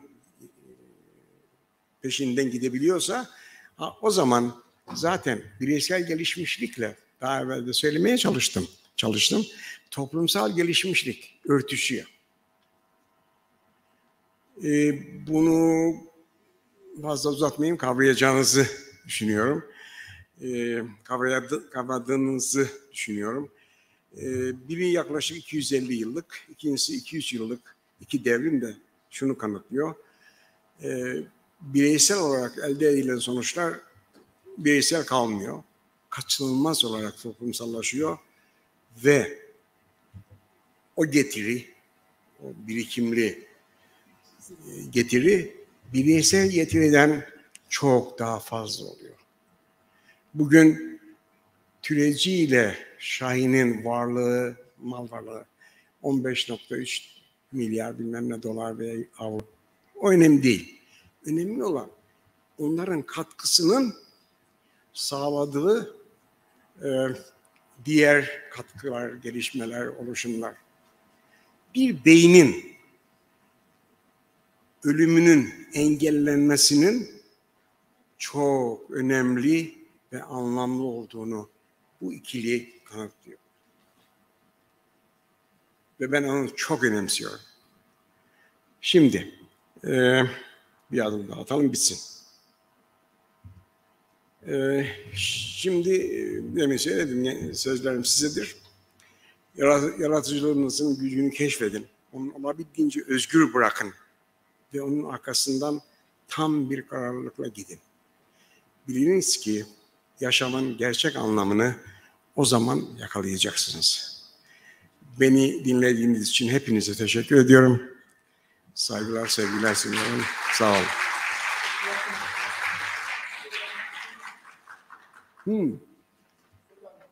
Soru mecburiyeti var mı? Hayır, hocam eğer zaman varsa Kaç dakika? Çok az Zaman var mı? Tamam, ben bilemem. Buyurun, ne demek? Hocam her şeyden önce teşekkür ediyoruz. Siz bizim hafızamızsınız. Ben devlet planlamaya Neyim? Hafıza mısınız? Hafıza. Çok teşekkür ederim. Evet. Onur duydum. Evet. 1980'de ben devlet planlamaya girdim. Sayın Rektörümüz var aynı şekilde. Bir de bir arkadaşımız daha var. Galatasaray birincisi ama DPT'ye girdi. Uzman olduktan sonra o da şimdi bir hoca olarak başladı. Hı. Fakat bir sorum tabii, soruyu arz edeceğim. Siz devrimciler, en büyük devrimci biliyorsun Hazreti Ali ne diyor? Fırsatlar gökteki bulut gibidir. Siz Biontech'i anlattınız. Tam anlamadım başından beri. Ya siz de devrimden bahsettiğiniz için siz de tanıyoruz abi biz. Evet. Siz bizim ağabeyimizsiniz. Doğru mu? Evet. Hazreti Ali diyor ki fırsatlar gökteki bulut gibidir. Dolayısıyla Biontech'i anlattınız. Adam da bu fırsatı değerlendirdi ve bugünkü şeyde paraya çevirdi sabırla. Yani onu kabul etmiyorum. İkinci bir sorun var.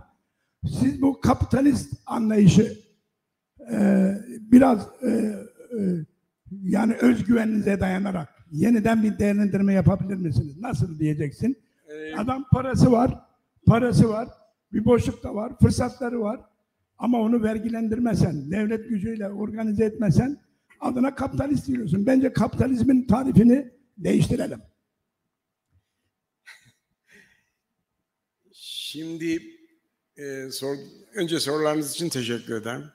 Hakkımda söylediğiniz sözler için de çok teşekkür ederim. Şimdi bunun için çok uzun bir süreye ihtiyaç olduğunu da söyleyeyim. Yani bu sorunuza tam yanıt vermek için. Ama burada söylediklerim belli bir sürecin süzülüp gelen aklın, yorumlamanın bir sonucu.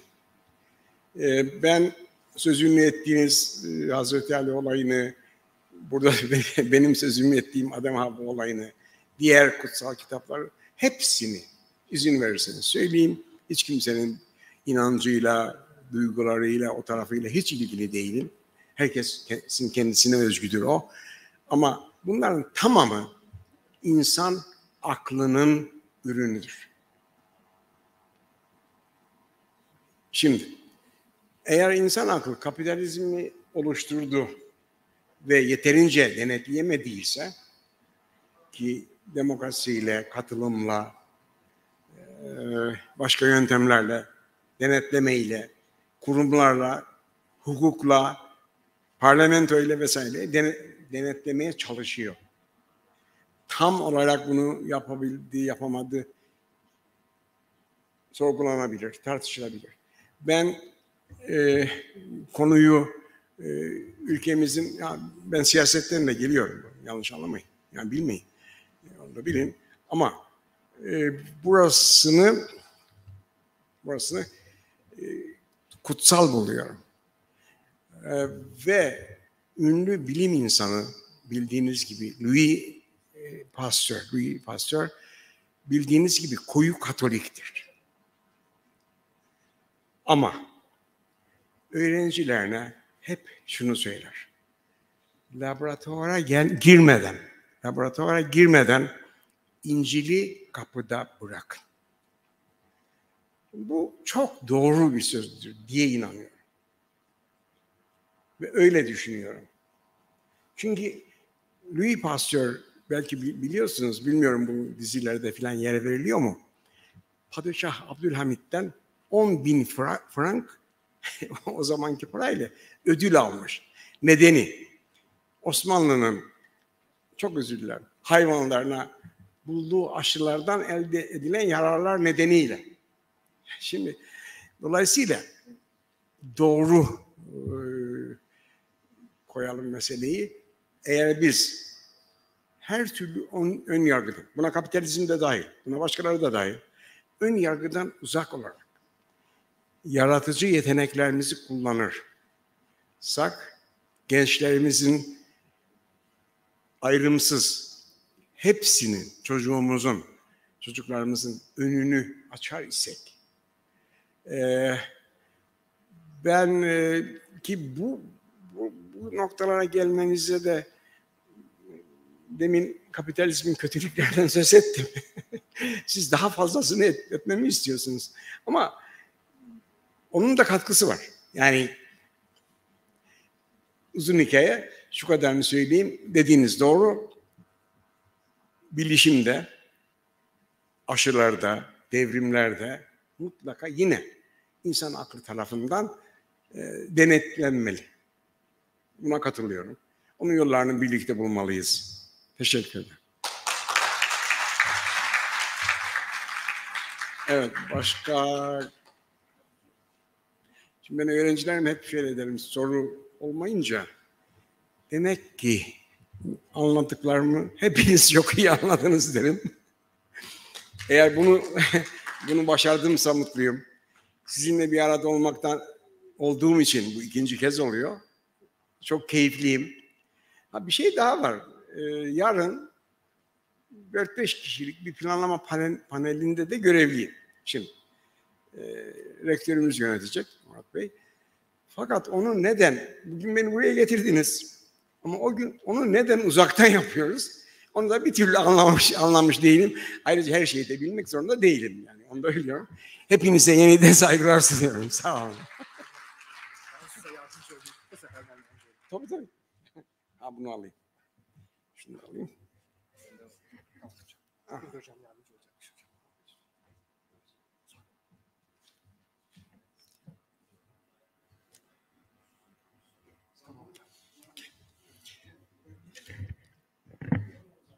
Hocam yüz yüze olacakmış, online olmayacakmış. Onu özellikle belirtmemizi istedim. Yüz yüze olacak hocam. Okay. Evet hocam.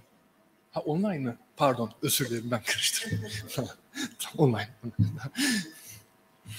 We'd like to thank Professor Dr. Jakub Kepenek for his speech. Now we are going to start our session, the third one, the economic development and industrialization in Africa and developing Asia. Our moderator is Associate Dr. Christian Ochiya of Nagoya University, Japan.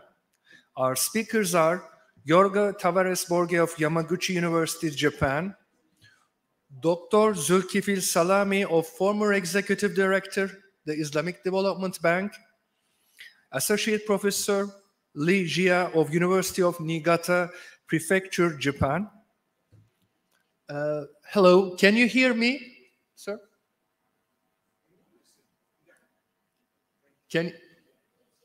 We can't hear you, sir. Can we check the voice system again? Can you hear us? But we can't hear you.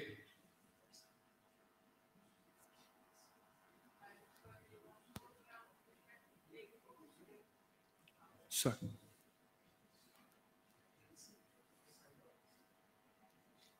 Can you hear?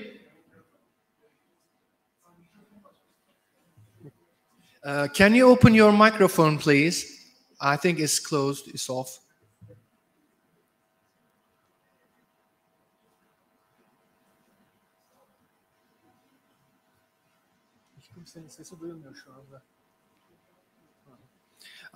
Can I request all our participants to turn their microphones on, please?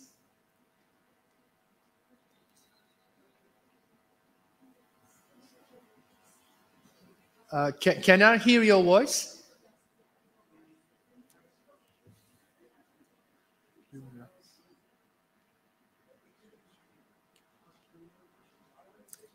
We can't hear you, unfortunately. Can you hear me? Oh, yes, now we can hear you. We can hear you. Oh, now we can hear you. Thank you so much. So, Mr. Ochiya. Can you hear me? Yes, we can hear you, Ms. Leah. Okay, perfect. Thank you. So, I'm leaving the floor to Mr. Ochiya, please. Thank you, sir. Okay. Thank you very much, and we will appreciate the opportunity to have this session on economic development and industrialization in Africa and developing Asia. My name is Christian Ochia from Nagoya University, and I'll be very happy to chair this session. We have 3 presentations as it has been introduced. So without further ado, I will ask Jorge, could you put up your slide, please? And basically, if possible, you may want to discuss your presentation within like 12 to 15 minutes so that we have some time for discussion. If you're ready, you can go ahead. Okay. Our participants would and like I to would have like coffee to or encourage break. the audience, if you're watching us on YouTube, you can write down your question down there.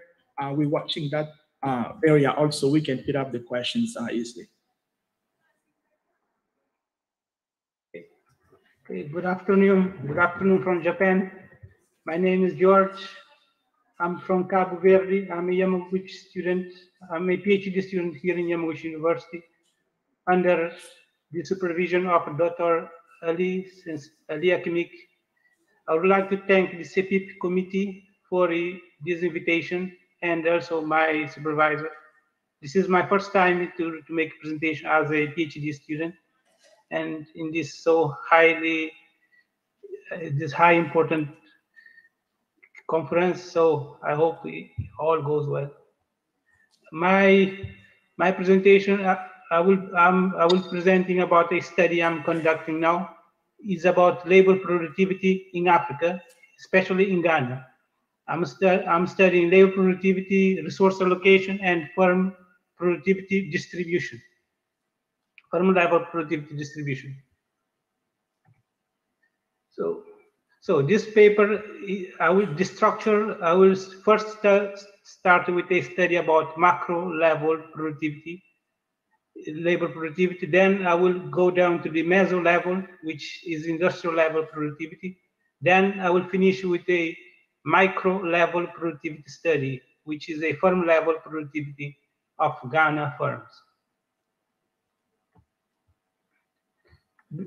Before I go, let me just give a quick introduction about Ghana. Ghana is a West Africa country located in the Gulf of Guinea, I suppose. So this is Ghana more closely. You see, this graph gives us some density, population density. We can see that the country population density is mostly close to the coast, higher density, and in the capital, Accra. And this is the population structure of Ghana. We can see it's a very young country. And it's important because I'm studying labor productivity. So nowadays we are seeing that demographics play a huge role in the industrialization and development of countries. So it's good to have in mind this structure. So Ghana is one of the fastest growing sub-Saharan Africa country.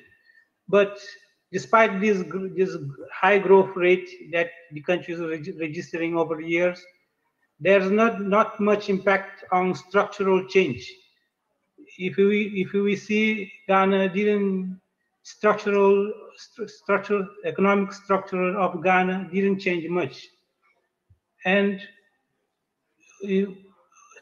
through study of firm productivity, I will try to shed light why there's no structural change, and also there's no significant reduction of poverty despite this economic growth. Here we have a graph of GDP growth at constant rate of Ghana and some selected economies, and from 1991 to 2018. What we can notice here is that Ghana has been growing above the world economy and above much of world's economy for most of this period. We can see around 90s and late 2000, after 2010, see Ghana register high economic growth, even reaching a peak of 14% of economic growth, which can be a spectacular growth. Much of this growth is believed to be led by the commodity price increase in the world market.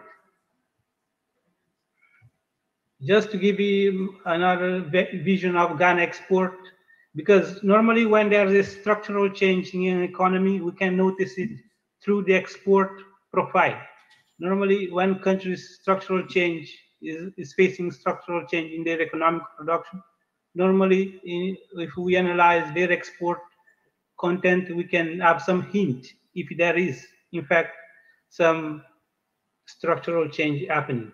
So this is Ghana main partners. Ghana export mainly to China, Switzerland, and India, South Africa, and other countries. Normally, what Ghana export, mostly raw materials. Most of the Ghana export is composed by raw materials and intermediated goods. And these intermediated goods is constituted by food. And a small part goes to the consumer goods. And normally, Ghana don't export any capital good. So if we want to see some structural change, we want to change this pattern. We want to see more capital goods, more consumer goods being exported, and less raw material, less intermediate goods, or more or less. And here we can have a more disaggregated vision, and we can see foodstuff and fuel, which is all, and stone and glass. These all are primary goods which don't have much value added, and so hence it doesn't add much to the economic growth of Ghana and the development. It doesn't contribute much to the development, since the value added of these exports is not very much. There's little transformation happening here before export. The products is going mostly in their primary form. You can see here. So what can Ghana do to change this situation? Mostly it's believed that productivity is the source of economic development. And in the long run, economics growth is determined by their productivity. So, and we normally we talk about macro level productivity, but macro level productivity is influenced in large measure by micro structure, firm level productivity. So that's why I'm going from macro to the micro to see what is happening in the productivity sense. So normally after the general belief is that after suffer from low productivity, and this low productivity is believed to be affected by some kind of misallocation of productive resource. So there's been in the literature about the topic, their connection was established between productivity distribution and technological diffusion. So some productivity difference, because there's some reported of some productivity difference even between firms operating the same sector, and this difference in productivity, it's believed to be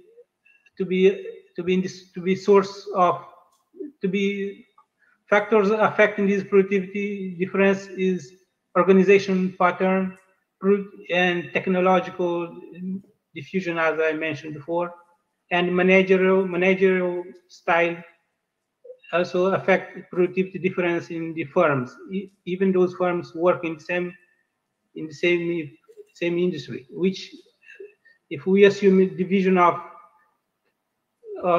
economic equilibrium, we should not be seeing such a difference in the productivity among firms working in the same sector. So this is a labor productivity of Ghana. This is measured by total GDP over total employee, people working, engaging in working. So what we can notice here, important to notice here, is that over the years, productivity growth was always positive at macro level. And this is very good, because normally what we notice in the firm level is that productivity is decreasing actually. And at the meso level, which is industrial level, we use a measure which we call gross allocative effect to measure the effect of resource allocation, what their effect on efficient allocation of labor. And this is given by this formula, and Guy is gross allocative effect, and industrial level labor productivity, G, and G a sectoral level labor productivity, and P a sectoral share in the industry output. So this is the result of this study. What we can notice is mostly there's a negative effect on gross allocation effect is negative most of the year.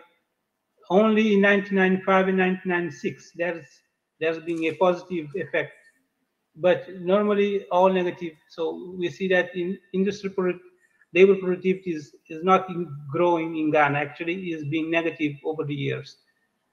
And textile shows some positive results, which seems to be textile seems to be more efficient. And in the literature, some trend has been noticed between gross allocative effect and GDP growth. And here we can see in the blue line is GDP growth, Ghana GDP growth during 1994-2002. And in the red, we can see gross allocative effect. And what we can see is that there's a trend. They trend follow each other. So we can say that gross allocative effect can be a good predictor of GDP growth rate, and maybe it seems to be interesting. And there's a study they did in China, and they report the same pattern between gross allocative effect and GDP growth. Now I will talk about labor productivity at firm level. At firm level, as I mentioned before, there is being reported a wide dispersion in the firm level productivity, even among firms working in the same industry. And normally this is, according with the literature, is due to physical and human capital, technology, institution, competition, and regulation. These factors are affecting firms at different rates. Some firm is in the good side, some firm at the wrong side. So some literature report that productive dispersion follows economic cycle, and we can find some correlation between economic cycle and productivity distribution. And theoretically, if the market is working properly, we should not see this significant productivity dispersion. So when there's some productivity dispersion in the literature, they connect it to some kind of resource misallocation. So as I mentioned, in equilibrium with zero profit, we should not see such a pattern of productivity dispersion among firms. So there is some relation here. So these resource misallocation, this productivity dispersion is, there's a group, literature has grouped them between supply side and demand side. There's factors in supply side and factors and at demand side affecting this productivity dispersion. And as I mentioned, link has been established with resource misallocation. So normally, many of the study use productivity distribution to study resource productivity dispersion and to have some insight on resource misallocation. They use a lot of techniques of productivity distribution. Among them, power law distribution. In this study, I use power law distribution. And this is a density distribution of labor productivity in Ghana. And we can see that it doesn't seem to be normal distributed. We can see a heave tail. And when there's a heave tail in the distribution, normally we use some other class of distribution to model these distributions, like power law and Levy alpha distribution and log normal distribution and more other type of distribution. This is sectorial distribution at firm level labor productivity, and we can see the pattern here. There's some asymmetry. There's no, so normally we expect to see some symmetry when the economy is working in more close to the equilibrium. We're supposed to see some symmetry, and some close distribution should be more close to normal distributed, but this is not what we see. So some studying after, they report that there is slow productivity convergence among firms in sub-Saharan Africa. It seems there is a small number of big firms who command in productivity, and there's a large, small number of firms. They have lower productivity, but it seems they employ more people. More people are engaged in these small firms. Normally, we expect this big firm to lead the process of job creation, and they should freeze out these small firms, which is less productive. This small firm should be pushed out of the market. And normally, in the long run, we should have a convergence among all the firms, among a convergence toward a more or less same rate of labor productivity. But when this is not happening, we suspect of some resource misallocation happening. And they attribute this kind of slow productivity convergence to poor business climate, which hinder some resource allocation, cross-firm resource allocation, some difficulty relation between business and government, and concentration of market information among small number of firms. There are some number of firms that are more connected, more close to the establishment. Normally, they control the productivity, and they present a barrier to other firms. Some study report that in Africa, normally in Ghana especially, there is huge productivity to be gained. This is TFP. They use some Klemov and Shi framework, and they found that if after move to the same level of productivity, for example, to the United States, productivity, total factor productivity could be increased by 95 to 160%. So power law distribution assume this formula. And what more interesting about power law is the exponent. So high exponent is related to a steeper tail, and which means less weight to extreme events, less weight to big firms with high productivity. And high exponent also means smaller dispersion and smaller sorry, can you wrap up in 1 minute? Okay, or 2 minutes? Yes, yes. We don't have much time. So the result, okay, I will finish in 1 minute. So the result shows that we did some cross-examination of different type of distribution. We use exponential, truncate power law, log normal power law distribution. And what we found is the power law distribution is more effective to predict the distribution, labor productivity distribution tail in Ghana. And this is what we have. And the conclusion, most important conclusion here is that we did an analysis for different category, for firms engaged in trade and for firms not engaged in trade, and we do another for all firms together.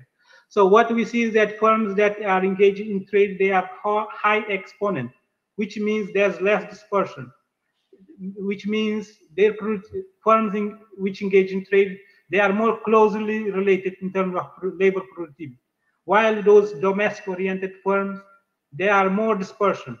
So the productivity is more wide here. So which means firms in domestic firms face more resource misallocation, or they don't have much incentive for competition as comparing with firms engaged in trade. So our results is, our finding is similar to finding literature in general. So yeah, this is it. Thank you for the time, and I'm sorry for the overstay. No problem. You're right on time. Thank you very much. This is a very interesting research, and it's really exciting.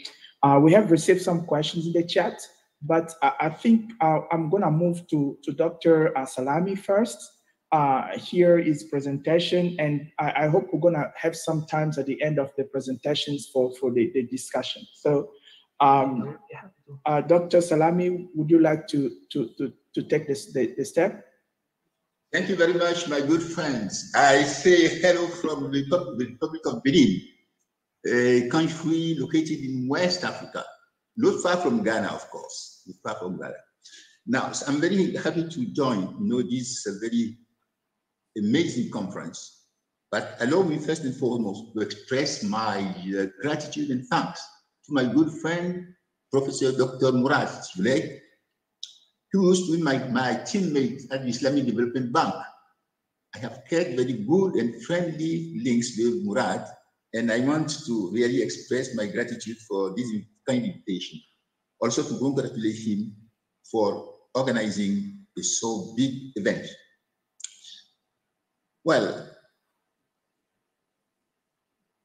the topic of today is development in Africa and the industrialization. When I'm referring to this topic, allow me to introduce myself very, very briefly. My name is Dr. Salami. I'm from Benin.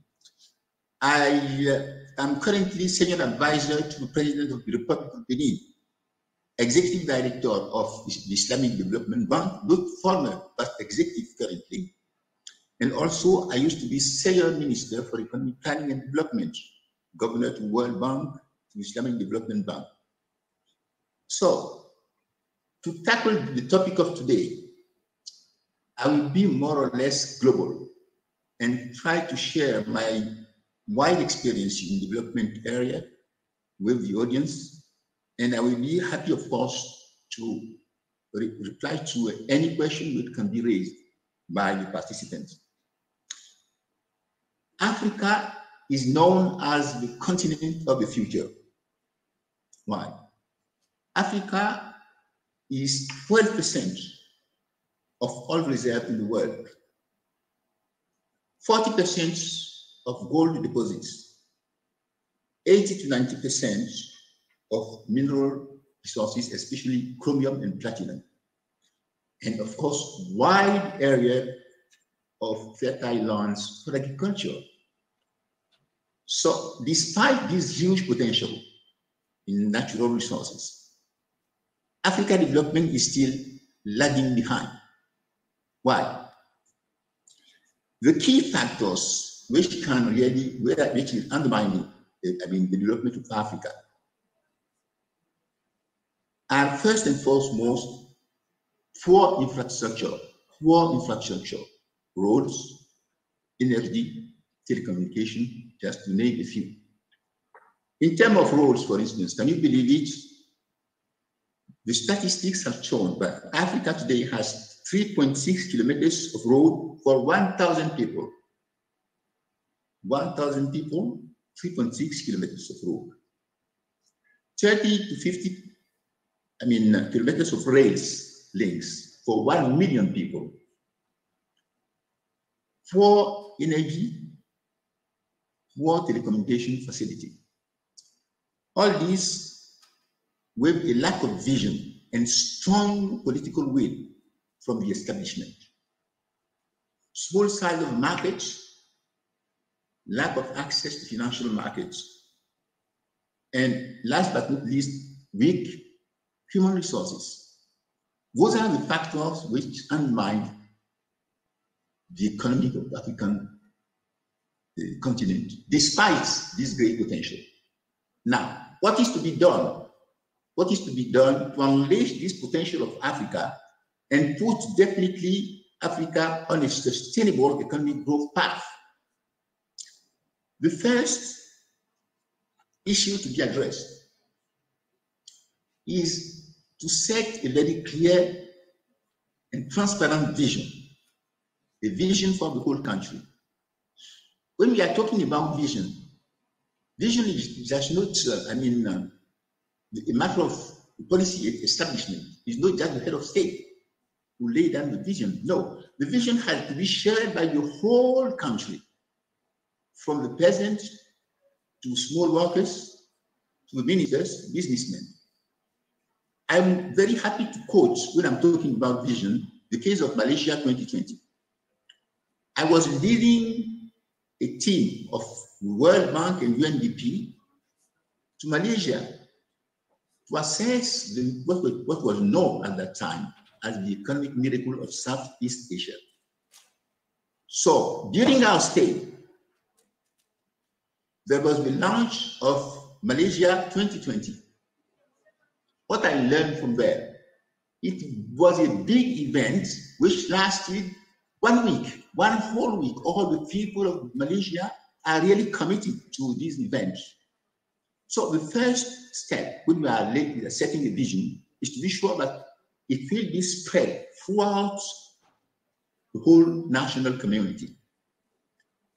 The second item is leadership. A policymaker, a leader in the world, has said that the fish is rotten from the head on the first chance. It is the Chinese leader who said that. It means that the leadership is capital, fundamental. A sound leadership is fundamental for the country really to stand up and to go ahead for economic growth. You know, when we are talking about leadership, the one principle I'm very keen of is that the leadership has to show the way. He has to give the example of integrity, example of capacity, and example of showing the road for the whole community, irrespective of their position in the country. So the third one is capacity building, and especially the capacity to formulate sound macroeconomic policy. Sound macroeconomic policy. This calls for capacity building in the whole country, and especially to improve and adjust the education system in the country, so that education will be really the backbone of the development. The role of law, that is the fourth one, rule of law. If the rule of law is not there, the investor will not come. I'm always happy to quote the case of Lee Kuan Yew in Singapore. When Lee Kuan Yew in Singapore left politics, left the power, a journalist went to Singapore to conduct an interview. He raised this only question: Mr. Prime Minister, now that you have left politics, could you say in a few words the reason why you have succeeded so much in bringing Singapore to the light in the world, what is known as the economic miracle of Singapore? Lee Kuan Yew replied by a few words only, just one sentence. He said, I succeeded in establishing the rule of law. The rule of law is the base for economic development. Unless the law is clear, the stakeholders, especially the investor, will never come and take the risk of investment. The business environment. Business environment, of course, is a fashionable issue, but it is an issue which has its own principles. There are two legs when we are talking about business environment: institutional and physical. Institutional is that you have to set a sound institution, transparent institutions. You have to set a code investment which is very attractive for the investors. Physical, the investor will never come if there is no road, there is no internet, there is no energy supply, there is no manpower. Just to quote a few items: physical, which make up a sound business environment.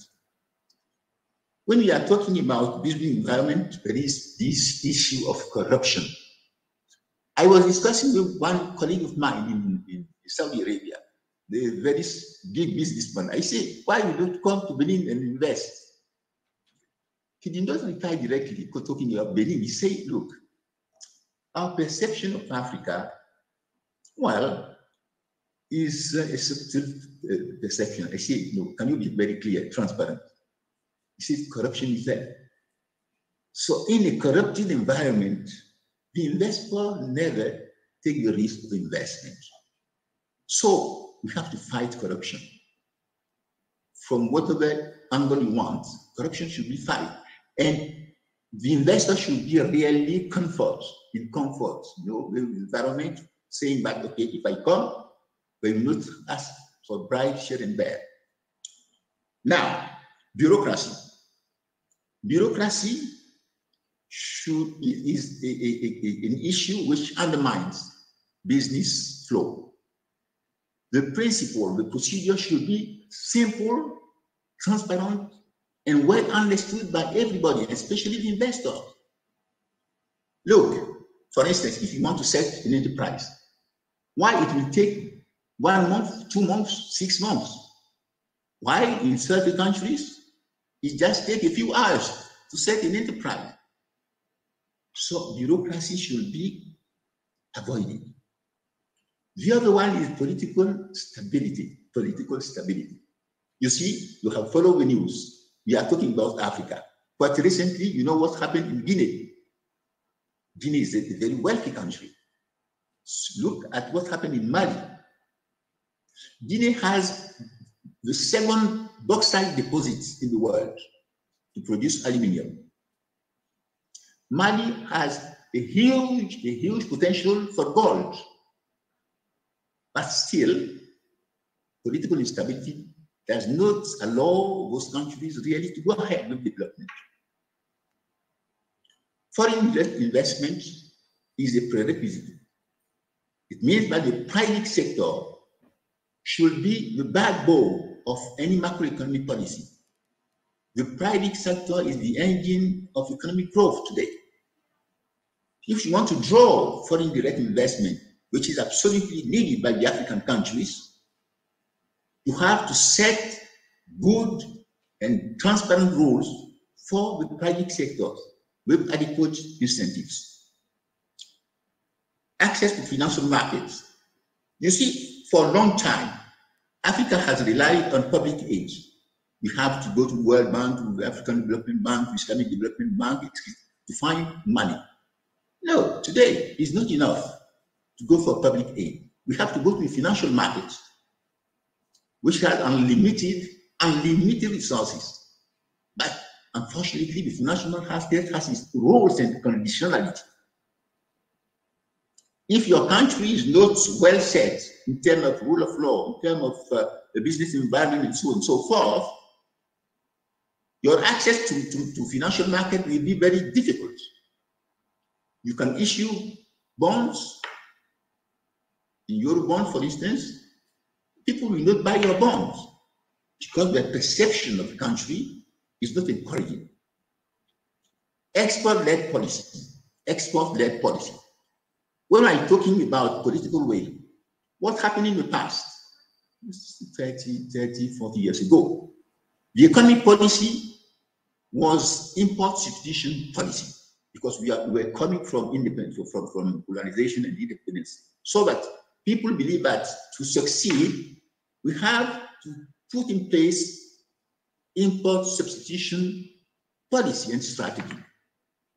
But it's a mistake because import substitution policies have failed.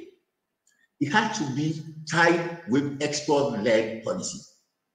Export-led policy, like South Korea, like Malaysia, just to put a few. We did not do it. We have to do it now if we want to really succeed. And this, of course, is linked to the huge potential of Africa in terms of mineral resources, in terms of fertile lands, and so on and so forth. I mean, capacity building. Capacity building is fundamental. Our policymakers, our executives should have the right capacity to negotiate with their partners, with the investors, financial banks, and so on and so forth. Capacity building is absolutely necessary, and especially in the field of negotiation. Negotiation skills should be improved, enhanced at all layers of the establishment. Dialogue with the private sector. It's not enough to say, okay, we are in favor of private sector. Private sector is the engine of economic growth. No, you have to set up clear institutions, clear framework for dialogue with investors and private sector to know what are the problems and to try as much as possible to find and to work out solutions where there are some hurdles, undermining the activity and business of the private sector. We cannot talk today about economic development and industrialization without referring to digitalization. Digitalization is absolutely a prerequisite for development today. Africa, talking about telephone, fixed line, very poor performance. Mobile phone, of course, is really skyrocketing in Africa. Even the peasant in the farm has his mobile phone. But digitalization is not just having a mobile phone. It is a concept. It is a culture. Put in place e-government, e-administration, for instance, e-commerce. That is what digitalization comes from. So this should be part of the policy and the strategy ready for Africa to go ahead on the road of development. I've spoken about the education system. Education system is absolutely fundamental. It has to be revised, to be reviewed completely, to align the education curricula with the development and especially the labor market. Now, when I have spoken generally, basing on my experience, on a global level, as I mentioned to you, I've been senior minister and also governor to the World Bank and IDB. I think that I have to talk about the importance of political stability. Dr. Salami, I'm sorry, could you wrap up in 1 minute? We are actually out of time. Sorry about that. Excellent. So in that case, let me just in 1 minute tell you about what is known as the miracle, the economic miracle of Benin, because it's really an iconic example today. Benin is a small country, 121,000 square kilometers. But Benin is making, without mineral resources so far. We used to be oil producer just 25 years ago, but oil now is dry. We feel now dry. So why is it that Benin is enjoying 7.2% of economic growth over the last 5 years, despite COVID and so on and so on? This is an example of a country which has shown that without mineral resources necessary, we can really succeed. It needs a vision. Our head of state put in place a very sound vision with sound macroeconomic policies, so that today Benin has become the first cotton producer in Africa. Can you believe it? Despite the small size of the country, we are the first cotton producer with almost 1 million tons of cotton. We are the second producer of staple foods in West Africa, although some countries like Mali are a very big country, but we have succeeded to be the second staple food producer. In the financial market, we are rated wonderfully. Just 2 months ago, we have raised €1 billion in less than 5 days on the financial market. So Benin is really a typical example, and I'm really proud to share this experience with your good self. I wish good luck to our works, our deliberation, and I thank again your good self for your attention. Thank you. Thank you very much. This was a very interesting presentation, and I think you have covered the questions that were asked on the chat. So one of them was to discuss how can we start manufacturing rising in Africa. And I think you have laid out a lot of reform like infrastructure, vision, leadership, education, rule of law. I think that really applies to that response. And the other question about how to increase production in Africa, I think the example of Benin is very interesting. And if we have time, maybe we can come back to some of those aspects. Let me move to Professor Lee Jia, who is the last presenter. So could you take us a little bit through your presentation, and hopefully we can have some time at the end for questions.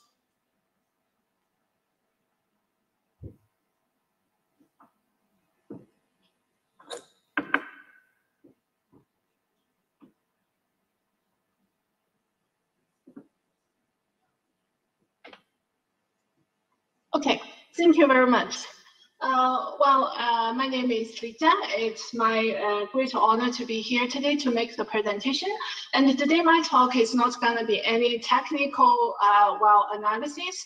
I'm just going to use some simple macroeconomic indicators to show the current structural changes of the Chinese economy, and hopefully to lay a little bit like foundation for our discussion of the development policies or development stages in the later part of today's conference.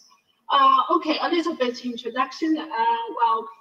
As you know, China started the economic reform from the 1978, and since then, China has performed pretty well. But since the 2012 to the 2013, the Chinese economy started to somehow change its developmental path. We can see it is the economic slowdown, or we can see it is a new normal part of the economic development. And one of the feature of that new normal path is definitely the slowdown of the economic growth from the double digit, more than 10% average, to like the 9%, 7%, and most recently 6%. And then now probably it's going to be very difficult to sustain 6% in the next few years. And the new normal part is not only talking about the economic slowdown, but also there is a change of the industrial structure. There is also the importance to acquire higher value added in the global value chains. So the importance of the research and development, innovation, and also, of course, there is a rising risk for the financial crisis. As you can imagine, when the economy slowed down, a lot of the conventional manufacturing sectors like cement industry or like the steel or iron manufacturing production, originally they already have suffering the issues of the overcapacity, and then now because of the tightening of the financial policy, they are going to start to facing a lot of difficulties, and that may trigger the financial crisis in the future. So the challenge facing the Chinese economy at this moment probably is going to be find the new drivers to sustain the economic growth. I'm sorry. Okay. And let me show you some simple macroeconomic indicators to see what's going on in Chinese economy in recent years. First of all, the contribution to GDP growth. By the final demand component, you can see the blue part.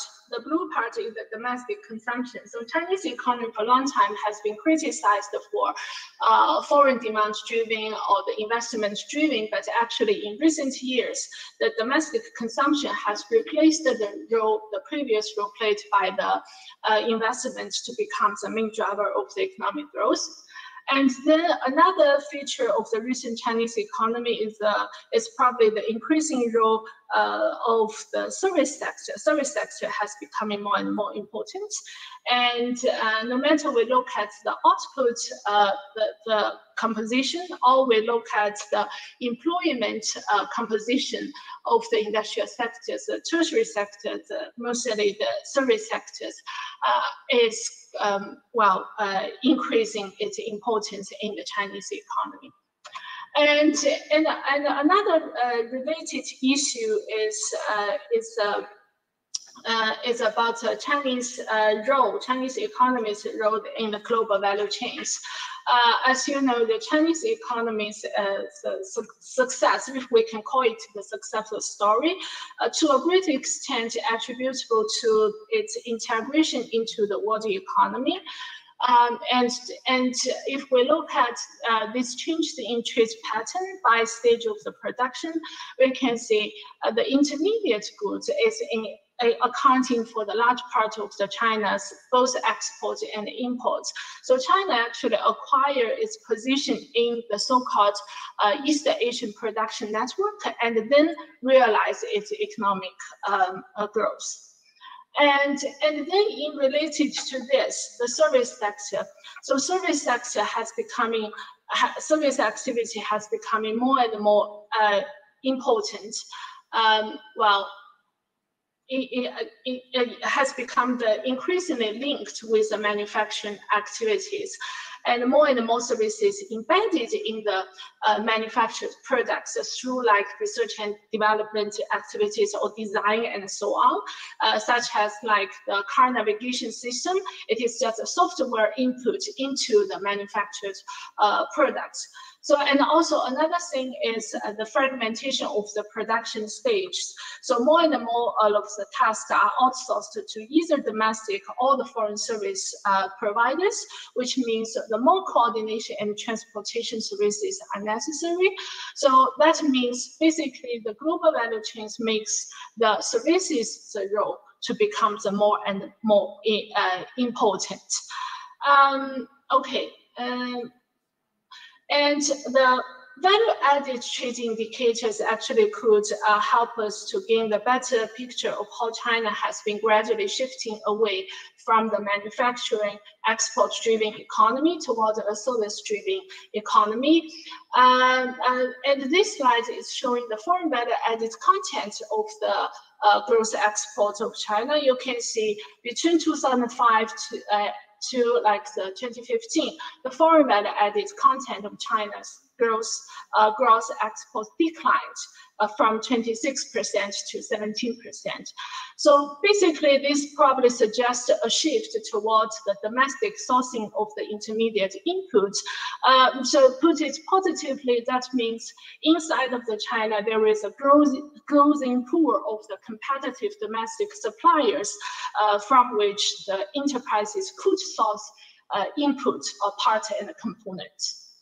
And then let's see, this slide could tell us the importance of the imports for export. This slide provides more detailed information of the different industrial sectors. You can see the highest value-added content in their export. The industry with the highest value-added content in their exports were actually computer, electronic, and optical products. That is like the share is 31%. And the second highest industrial sector is electrical equipment. It is 19%. So please also notice that these two sectors are actually the most important exporting sectors for China at this moment. So electrical machinery accounted for about 33% of the total export of China, and general machinery about 18% of the China's total export. So these two combined together is like more than 50% of China's total export at this moment. Okay. And okay, the importance of the services in international trade, let's see the China situation. So in 2015, the services accounted for 35% of China's like the gross export. That is a quite huge increase from the 29% in 2005. And if we look at the different manufacturing sectors, we can see again the highest values can be found in computer, electronic, and optical products. And also we can find the second highest one is electrical equipment. So service value added content is clearly contributed to the export activities of the manufacturing sectors of China. And also servicification and the increasing use of the services in the manufacturing export is not only the single phenomenon for China, but also across Asia after the 1990s. So if we look at this slide, this is showing the service content gross export for RCEP countries, so the FTA, which might be taking effect early next year in East Asia. So we can see the service content of export for RCEP countries are basically, it's clear showing services are important for the export growth of the RCEP country. And it, of course, especially seems important for Singapore 68%. And also, if we look at the manufacturing export, it's basically staying the same story. So China, OECD countries, ASEAN countries, all is about 30% in terms of the services content of manufacturing export. So services input embedded in manufacturing export is probably the wide phenomenon could be observed in many, many countries. So, okay, these are some of the macroeconomic indicators. So finally, I would like just to raise a question for our discussion. Is servicification, that is increasingly replaced by services in terms of the both output and employment. It has become, services has become more and more important, that is clear. But at the same time, it's relatedly, we also witnessed the so-called premature deindustrialization phenomena in many countries, especially in middle-income countries in Asia. So a lot of the countries, their share of the manufacturing output or share of the manufacturing employment started to decline at a much lower level of the income compared to the current advanced economies or developed countries.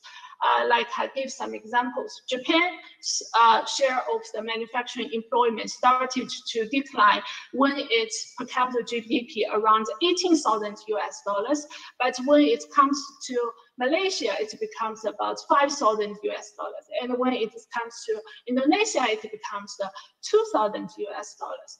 Well, in the literature, there are lots of the discussion about what are the reasons or drivers behind the deindustrialization or the premature deindustrialization. And a recent paper categorized the literature into like the three groups. So the technology, so labor-saving technologies, which actually have the bias to the high-skilled labor, so which squeeze out of the low-skilled employment. And some other people talking about the trade, especially the massive size of the China debt accession into WTO in 2001. That's kind of created the fierce competition, intense competition among developing countries at the lower tech end of the global value chain. And also some people talking about the failure of the government policies. And in this case, East Asian countries are considered as, well, good students or successful cases.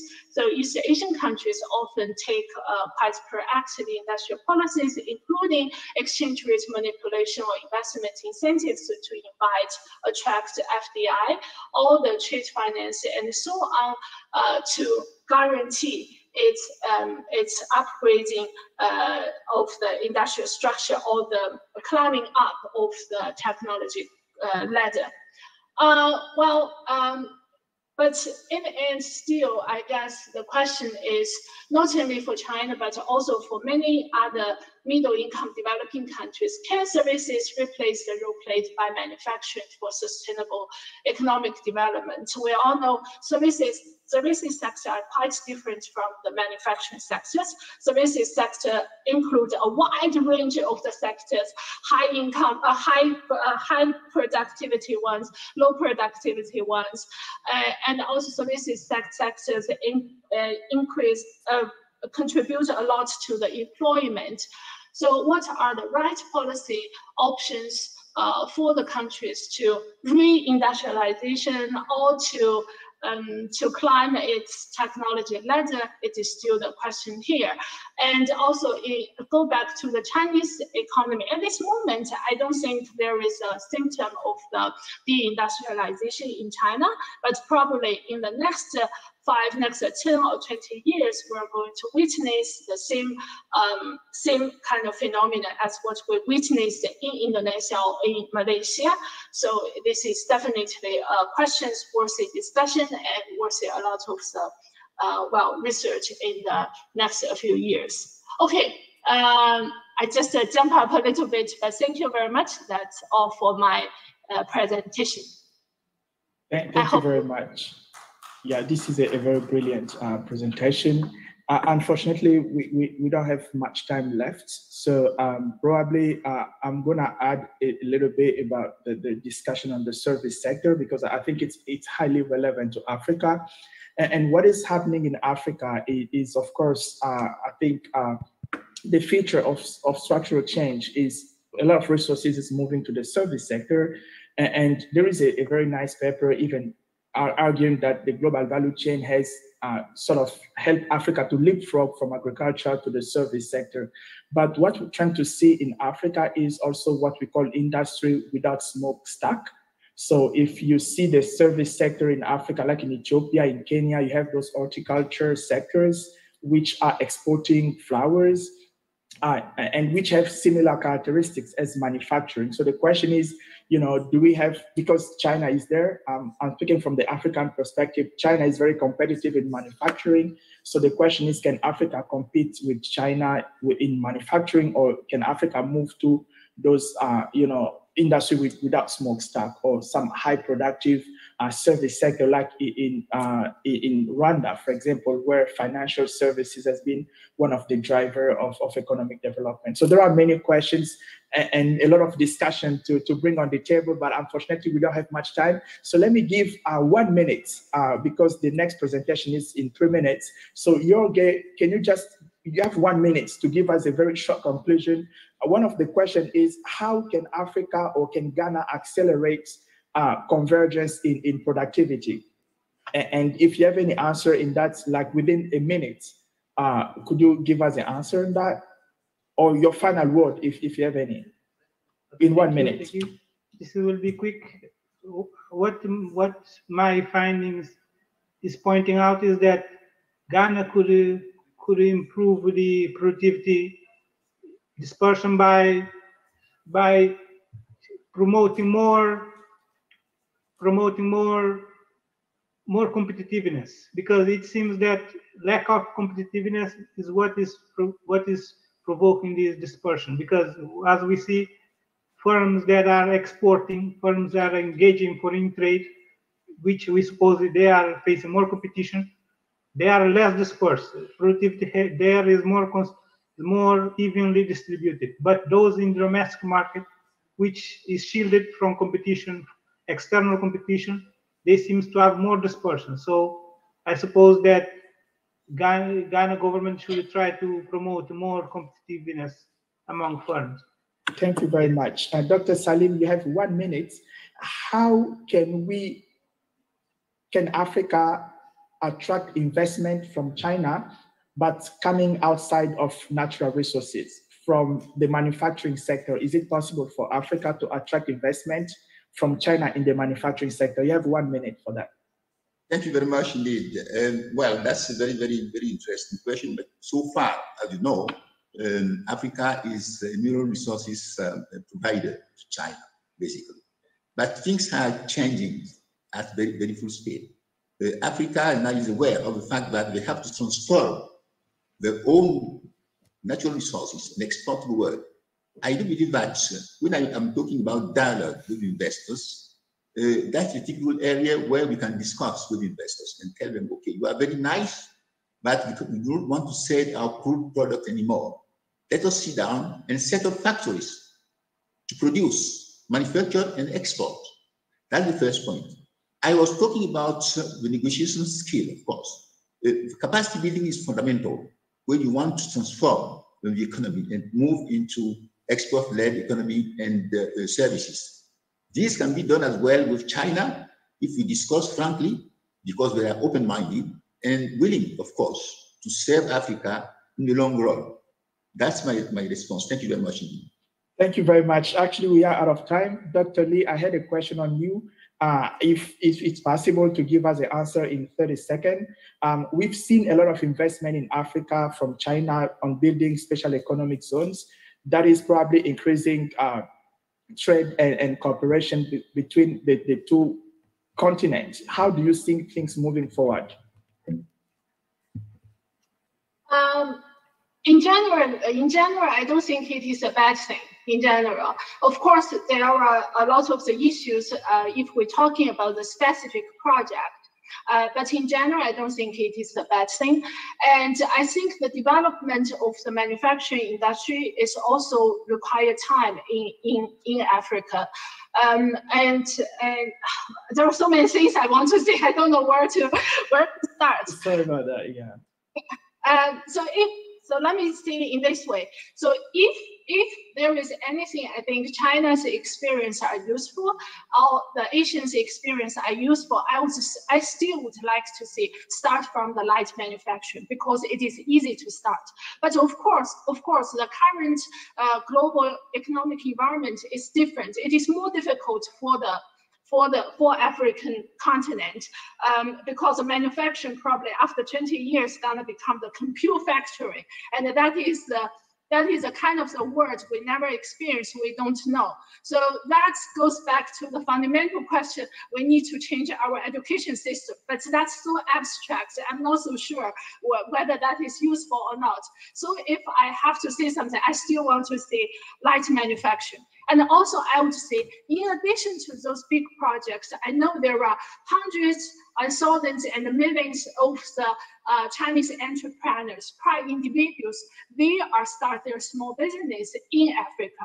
Personally, I think those people might be more important than those grand big projects. That's my personal feeling at this moment. Okay. Thank you very much. This is a good way of closing our session. I'd like to thank the presenters and the opportunity, and I look forward to keep the discussion offline. Thank you very much, sir. Thank you so much. Thank you very much, Professor Otia. Thank you much, everybody. Okay, bye-bye. Bye. Thank you. Bye-bye. Thank you. From Beijing, from China. Thank you. Yeah. Say hello to my Chinese friends. Okay. Bye. Bye-bye. Bye-bye. We'd like to thank our moderator and to all our speakers. Now, we would like to connect online with our invited speaker, Mr. Rafi Yusuf, CEO and Executive Director of Perdana Dialogue Foundation. Sir, can you hear me? Yes, I can. Can you hear me? Yes, sir. You can proceed. Thank you. Bismillahirrahmanirrahim. Assalamualaikum warahmatullahi wabarakatuh. First, allow me to record my sincere congratulations and appreciation to Chairman Orhan Aydin and Professor Murad Yulek for successfully scaling up this forum and for inviting me to address this August conference. My chairman, His Excellency Dr. Mahathir Mohamad, has earlier shared an insight on Malaysian industrialization journey, highlighting the aspiration and various plans and processes that Malaysia deployed. Dr. Mahathir also emphasized that it is critical to equally address the infrastructure, human development, access to market and finance, and our progressive business environment to remain competitive and attractive for global partners. On my part, as CEO of the Foundation for Perdana Summit, I will share our perspective on smart economic planning and industrialization with a view of international partnership, especially among emerging economies. Smart economic planning and industrialization policy is something I've had the opportunity to experience both at the national and multilateral agency level. My view on economic planning and industrialization is very much influenced with the operationalization aspect of these strategies and policies. We are focused on projectizing strategies and policy thinking. I believe projectization is a key element of a successful smart economic planning. Many among us have various understanding and assumptions of industrialization that can be largely associated to advancement, urbanization, migration, and thereby wealth creation. Although many would associate it to an economic program, arguably it is key in shaping civilization. As such, our understanding and thereby action is now not just limited to economic outcome, but also social and environmental outcome. We seem to have a better grip on what I term value-based economic development and industrialization. We also know that industrialization is not a mechanical process. Industrialization needs to be contextualized and phased to suit the different stage and maturity of national and society development. I therefore am an advocate for a contextualized and holistic thinking in development, and not be a silo-oriented in industrialization. Many international organizations, which I've worked before, attempt to impose external values and conditionalities only to find the success superficial. As such, Industrialization requires a contextualized strategic mindset, not a transactional nor an external dependency in its design. We can observe many unintended consequences when emphasis is too focused on economic outcome of industrialization, resulting in greater disparity and economic distortion over time. Secondly, industrialization is not static. Innovation and adaptability is essential. Implied is industrial obsolescence or for some, it is termed deindustrialization with reindustrialization. The social context that shapes market forces is now driven by technology at a scale, depth, and velocity that traditional policy-making process cannot cope. Our industrialization and economic development discussion at a global level is being dominated by conversation on green industrialization and the fourth industrialization, sustainable development, and global governance. Given the constantly shifting forward development and industrialization landscape, capacity development program becomes fundamental to remain competitive, fueled with innovative capacity. Capacity development program at both the institutional level as well as human development level need to move away from the conventional industrial age approach to capacity development that is more agile, from a structured approach to an adaptive approach. Third point, industrialization process requires an entrepreneurship mindset embedded with risk-taking and a good understanding of market and technology movement. We need policymakers and entrepreneurship mindset.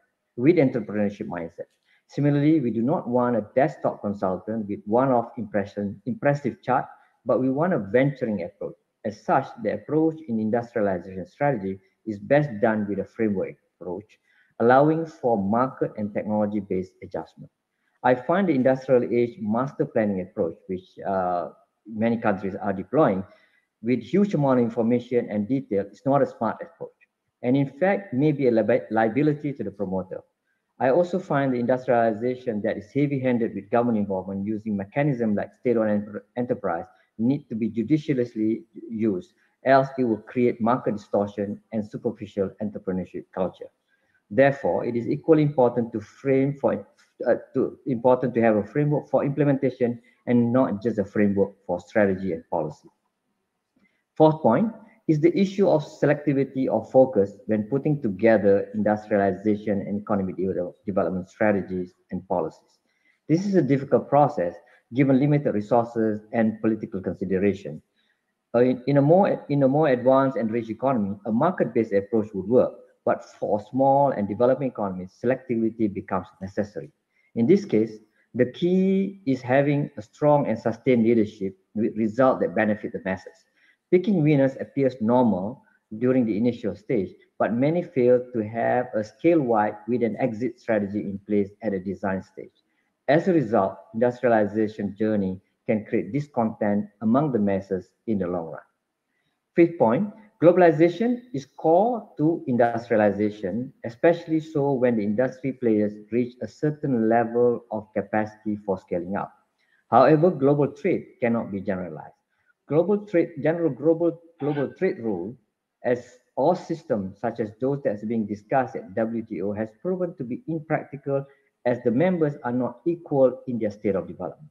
Similarly, although we recognize the notion such as global value chain, there is a huge gap between theory and implementation. Deal making is very core at the operational level of industrialization. It is a business deal. Further, it is evident that for global trade and investment, government intervention becomes critical even for large multinational corporations. So it's not quite a straightforward process of putting together a global trade deal. My sixth point is in relation to self-reliant and resilient in smart economic planning and industrialization. The need for self-reliant and resilient is amplified with the pandemic that we are all still living through, that is COVID-19. It has disrupted global trade and production and amplified global interdependencies or vulnerabilities. Therefore, smart economic planning must not just focus on wealth creation or growth, but also on self-reliant and resilient. This put further constraint to economic planning. However, we need to appreciate that it has fast-tracked the digital revolution. We therefore need a different mindset and tool in smart economic planning and industrialization for the digital age. Finally, my last point is on governance and advocacy. Industrialization will clearly be dominated with business interests. Without effective governance, instead of shared prosperity, we may end up with increasing divide over time. It is therefore important to institutionalize and evolve the governance model and tool. Unfortunately, unlike industrialization and to some extent economic planning, it's difficult to put in place an effective governance system as it is structured around a value system and behavior. As such, culture change becomes most critical to succeed in economic transformation and industrialization.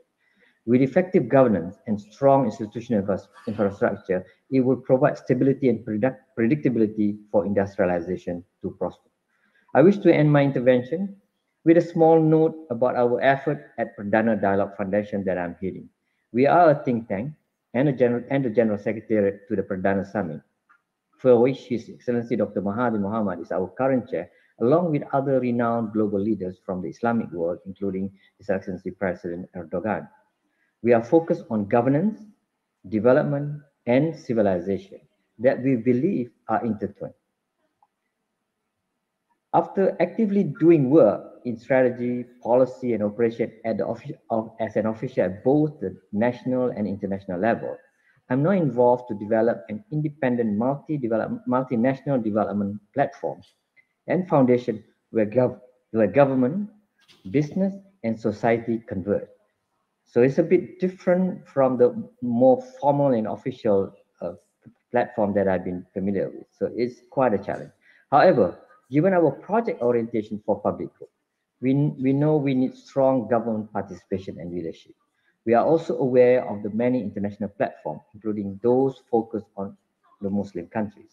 We do commend all these institutions and their efforts. Clearly, there are huge development deficits among the Muslim world, yet we have abundant resources and not short of talent, as we have heard in the previous couple of sessions. At Perdana Summit and the Perdana Foundation, we want to complement the existing largely government-centric international development platform by crowding in grassroots conversation and programs and results. Further, the Perdana Summit is a platform to advocate and projectize partnership to help advance the economies and society of the Muslim world, to be self-reliant and resilient for shared prosperity. To us, we need to somehow regain our national dignity and our sovereignty, and not be too dependent on others for our own prosperity as a nation. So we like to make sure, we like to help other countries to all regain that status as a collective effort. Given our project-oriented approach, it is natural that we structure our effort around a small group of leaders. We advocate of mission through action. We advocate our mission through action. Smart economic planning and industrialization is therefore an essential element of Perdana Summit. Our focus is on partnership for international development to help the Muslim countries face the challenges of self-reliant, self-resilient, and shared prosperity. We do this by crowding in the community at large. Thank you for the opportunity to share. I wish everyone a great conference and enrich the public knowledge on smart economic planning and industrialization that can hopefully benefit the emerging economies to be of equal partners to the advanced economy. Thank you. Assalamu alaikum warahmatullah. Mr. Rafi Yusuf, we'd like to thank you for your speech. Have a nice day. Thank you. Thank you, sir. Shukran. Now we have a 20 minutes of lunch break. Then after our lunch break, we will continue with our program. Thank you.